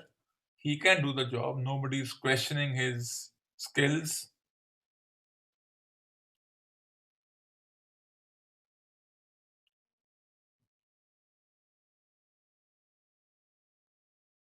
As this time he goes over the fielder's head, and will this be a catch? Yes. So the fifth wicket falls. Labuschagne doesn't get too many runs, and the pressure building now on India.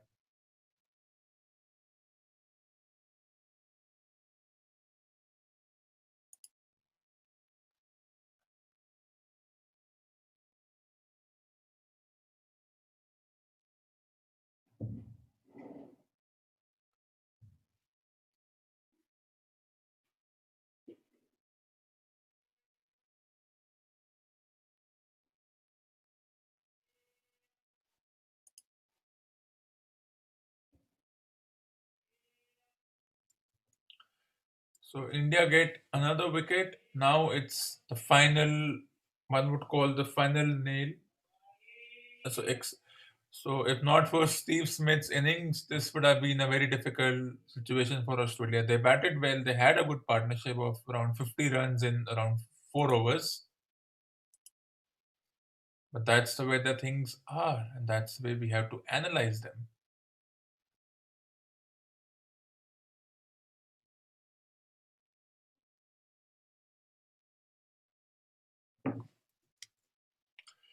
So now it's Alex Carey, the keeper. The last 28 balls, how many runs can India prevent? How many runs can Australia get?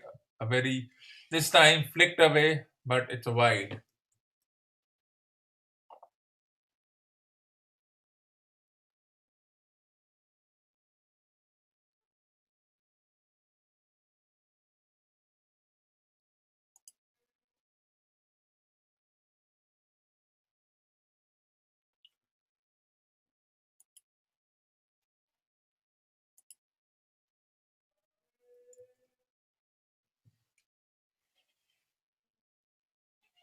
.2 overs, 5 for 3 2 2.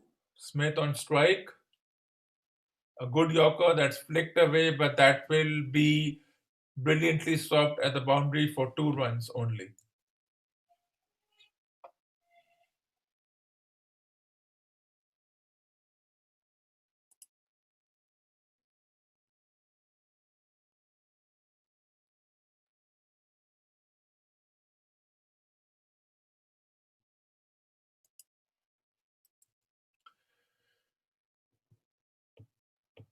Alex Carey comes, who is a decent batter, but nothing special about him so far. A late comer into the team, as one would call it. This time, that's flicked away by Smith. He was trying to reverse free, but he finally put it away to point. So 45.4 overs, 5 for 3 3 5.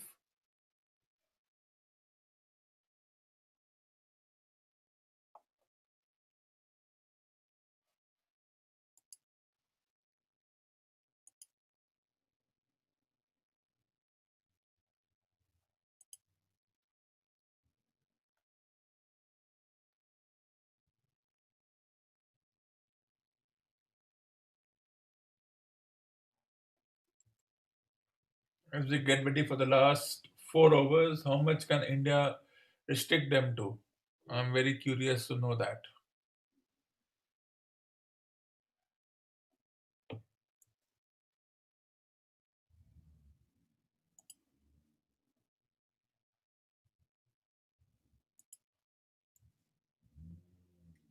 And it's a dot ball. A good over so far from Navdeep Saini. Just not too many runs off it as It's Smith 13 plays it hours. away beautifully to point without movement of his feet. And it's nearly taken around, well, it's, I think they will, I think the captain and the team will have to suffer the wrath of the match referee for going beyond time. They should have completed the match by now, but there were a lot of delays. As Smith tries to play it away, misses, slower delivery, good over, 6 gone, 5 for 3 3 6.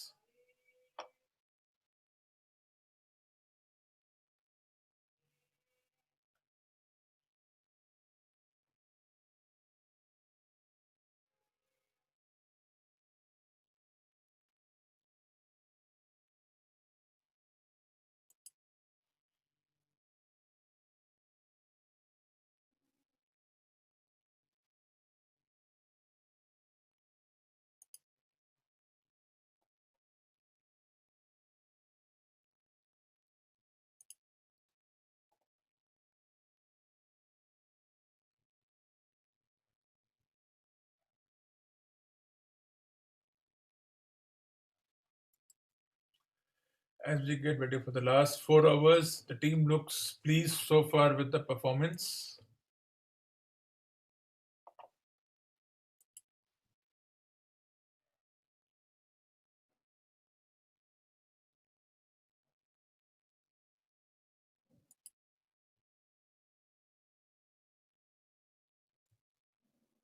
As we get ready, as Bumrah bowls to Alex Carey.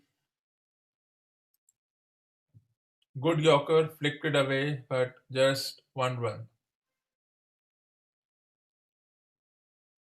The last 4 overs, two each, two to Bumrah, one to Saini, and one to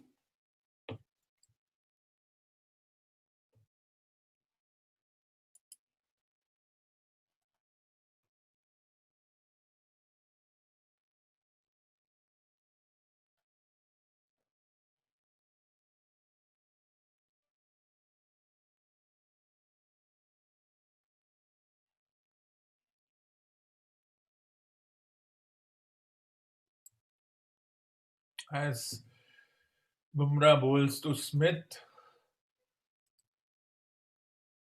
Wide Yorker, but only a single. Good bowling.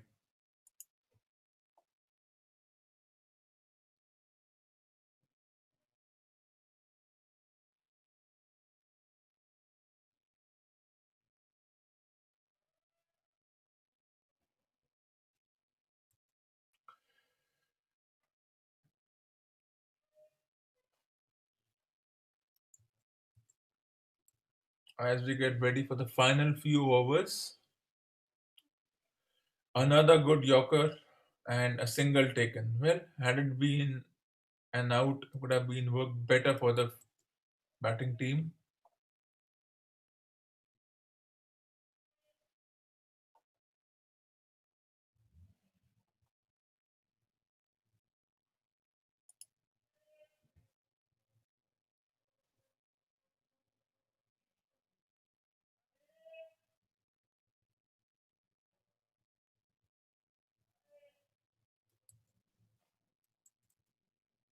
As we get ready, as Bumrah bowls another good Yorker and only a single. Will they go for the second? No, they don't, as the batter slips.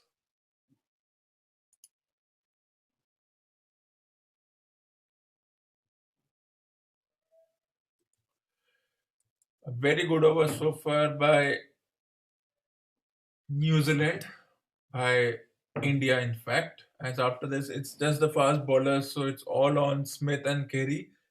It has been a good effort, but apart from Smith and Maxwell and the obvious people, nobody else has contributed. Another good Yorker.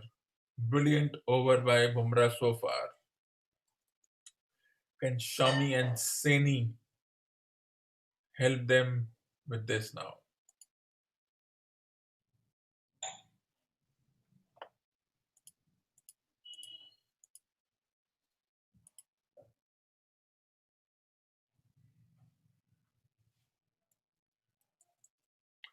As the final ball of Bumrah's over, flicked away Yorker, they may get 2 runs. They have no option. The last 2 overs have only gone for 12 runs. Well done. It's 5 for 3, 4, 2.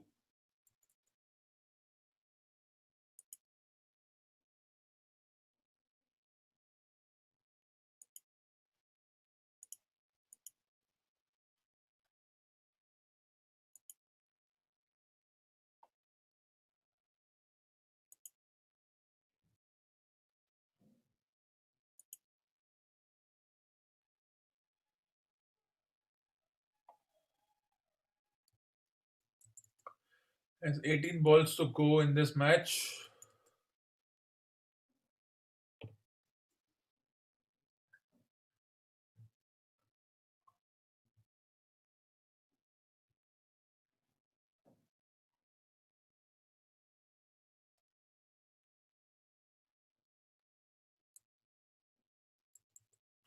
As the first ball of Seni's final over, how many runs can he prevent? This time Smith says, "No, you cannot. I'm in that zone and I will hit you the first and I will hit you first ball for a six." And he does it. It was a good Yorker by Seni, but Smith moved around, converted that into a full toss over mid wicket. into the hoardings for a beautiful hit. And this will be Smith's most masterclass innings you'll ever see. When you're striking at 160, that's what you're supposed to do. So with 30 boundaries, with 29 boundaries and 9 sixes, well, it's almost a boundary every 3 overs. This time, Saini, he goes for the scoop, but he misses.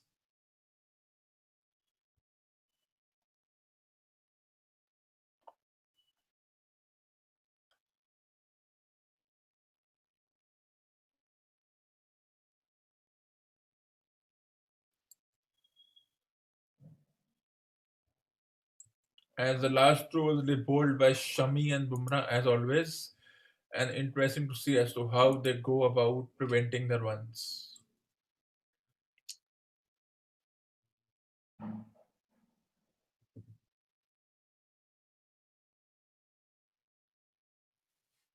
As Saini bowls to Carey, who tries to pull but misses a slower delivery.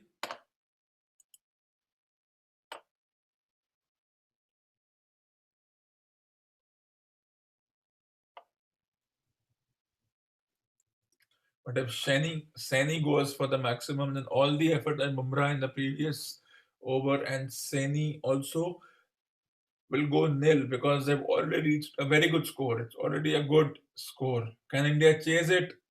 We don't know. It's almost a heartbeat like kind of a situation. They have taken nearly 4 hours to finish one match. So who knows? As Saini bowls, Carey pulls, smashes it over the fielder's head. They have no option but to go for the runs and they get a boundary. The 350 has come up. At one point, they look like getting to 320, but Maxwell did his job. Smith has been nothing short of a revelation in this match so far. But the rate at which the boundaries are coming, you never know what's going to happen with when Australia come to bowl. Anything is possible. But the boundaries keep coming. Let's see what happened in the last two balls. Yorker straight to long on for a single, which means Smith on strike, an opportunity to get to 100. 100 you will remember forever.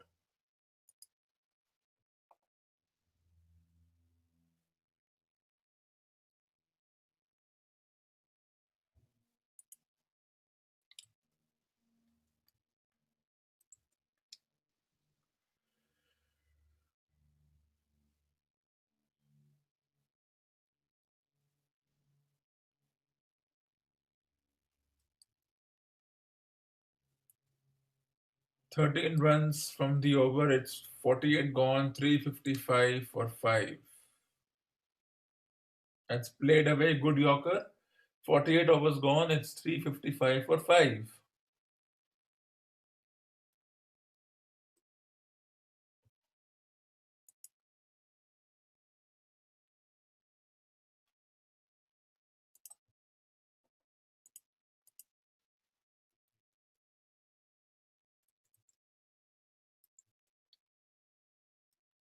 This can only happen here in this sport.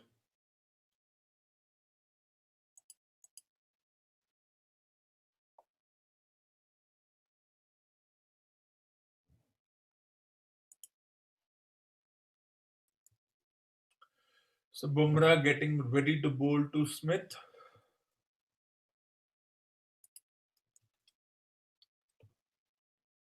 As Smith is on 95 looking for the most dramatic 100 of his career. As Bumrah bowls the Yorker, Smith sweeps a fast bowler bowling at 123 and he goes to 99.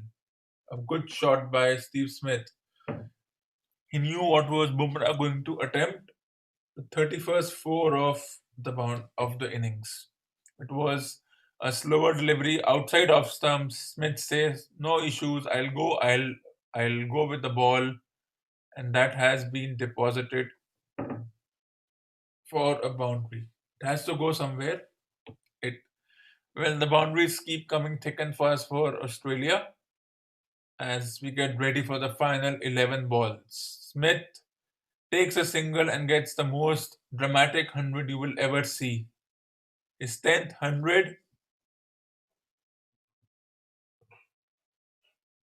striking at 170 and 160.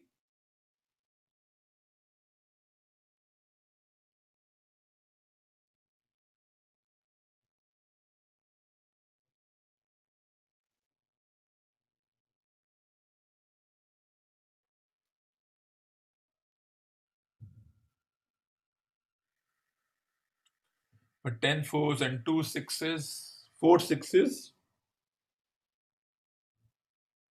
well, it's a good knock. He had to hit, he hit, he would have gone out. Had he been caught, he would have been caught. Nothing you can do about that. As Bumrah bowls the third ball of the 49th over, Carey joins the party and a boundary. Steps down the track and says, well, I'll also enjoy myself a little as I smash this ball away.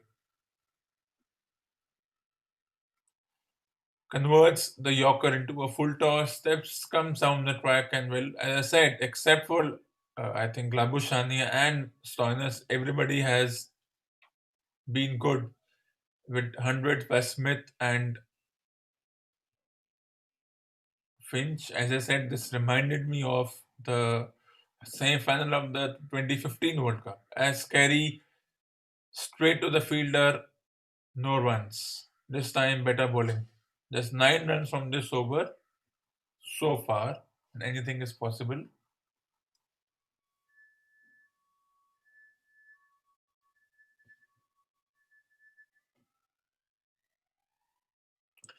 Well, of course, in the mid match break, there will be a lot of discussion as to did India bowl well, did they bowl the right lanes, and this time it goes through the fielder's hands, and they come back for 3 runs. Of course, the misfieldings, the team selection, so much will be scrutinized by the well, it will be scrutinized by the self-employed experts. But then that's what they're here to do. So you can't do anything. I think it's a good bowling performance. I wouldn't rate it. I wouldn't rate it badly. I would say it's just bad luck. I would say yes, they played that 20 over tournament, but this was a real test. That tournament had no impact on how Smith flicks it away beautifully, gets the single, 49 gone, already a very good score. It's 5 for 368.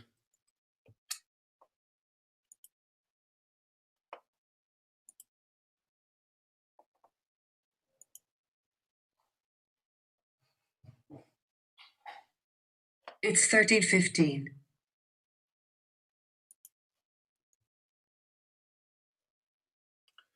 As we get ready for the final.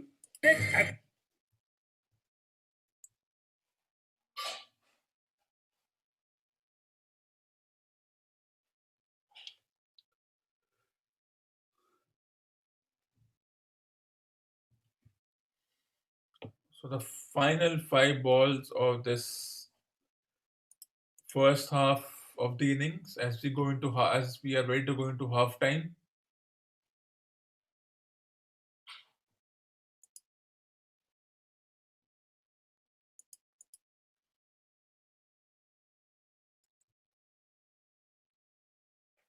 As Shami gets ready for the first ball is a dot, most importantly.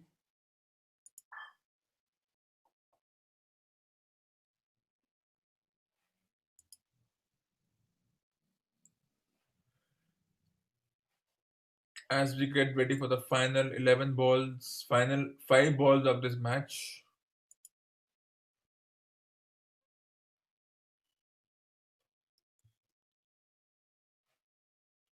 Smith goes hard and he says, thank you so much. Stand and deliver with a brilliant shot.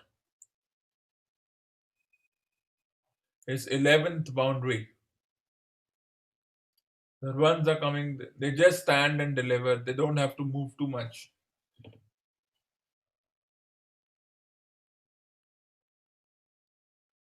and he seemed disappointed. It should have been a six. Well, that's how the batters react nowadays.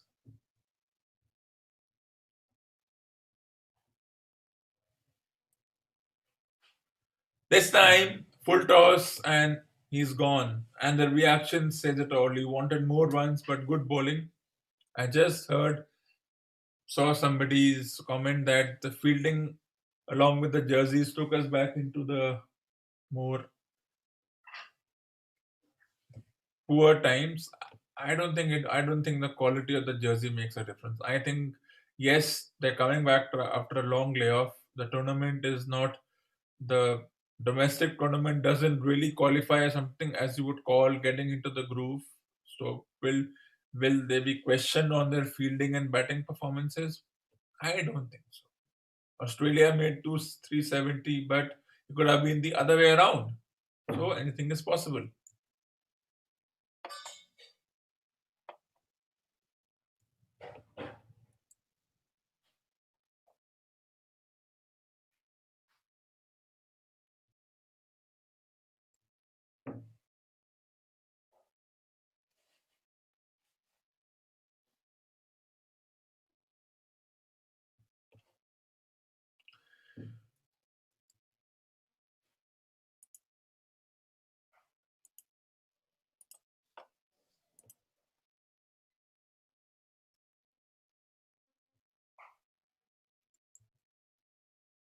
As we get ready for the fourth ball of the 50th over, Cummins plays it away for a single. And this has been a very good over for Shami.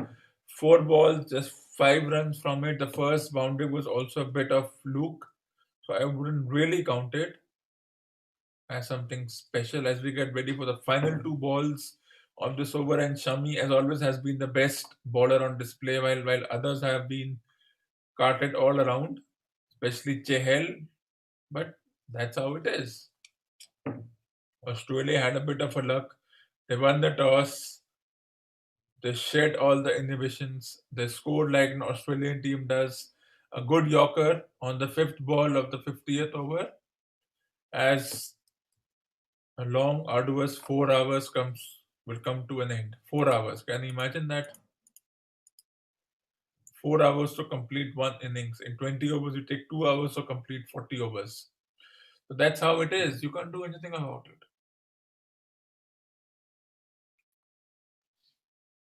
Well, Indian team had nothing to lose. They have to chase at nearly 8 runs per over, at 2 runs per ball, and that's how they should do about it.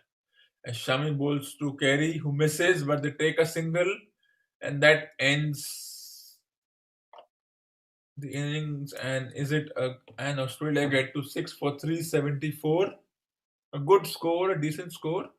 Is it chaseable? Of course. When you scored 370 plus, it's of course never chaseable. And of course, the whole debate of flat pitches and bowling and modern day blah blah blah will come into picture. But I say it's a good performance by both the teams. India didn't do that badly. Australia had it was all about luck. Australia had their share of luck of a couple of catches not going in India's favor, couple of catches being parried away. So I think it was one of those moments where I think it was whatever may be said in terms of statistics. I think it was a six. It was a 52-48 situation. India bowled well. Some of you may be shocked for when I'm saying this. I have no affiliation towards them, but I think they did well. Can they chase it? We don't know. Unless they start, we don't know. They have nothing to lose. They'll chase it. So let's see what happens. And with this, I say goodbye for this match.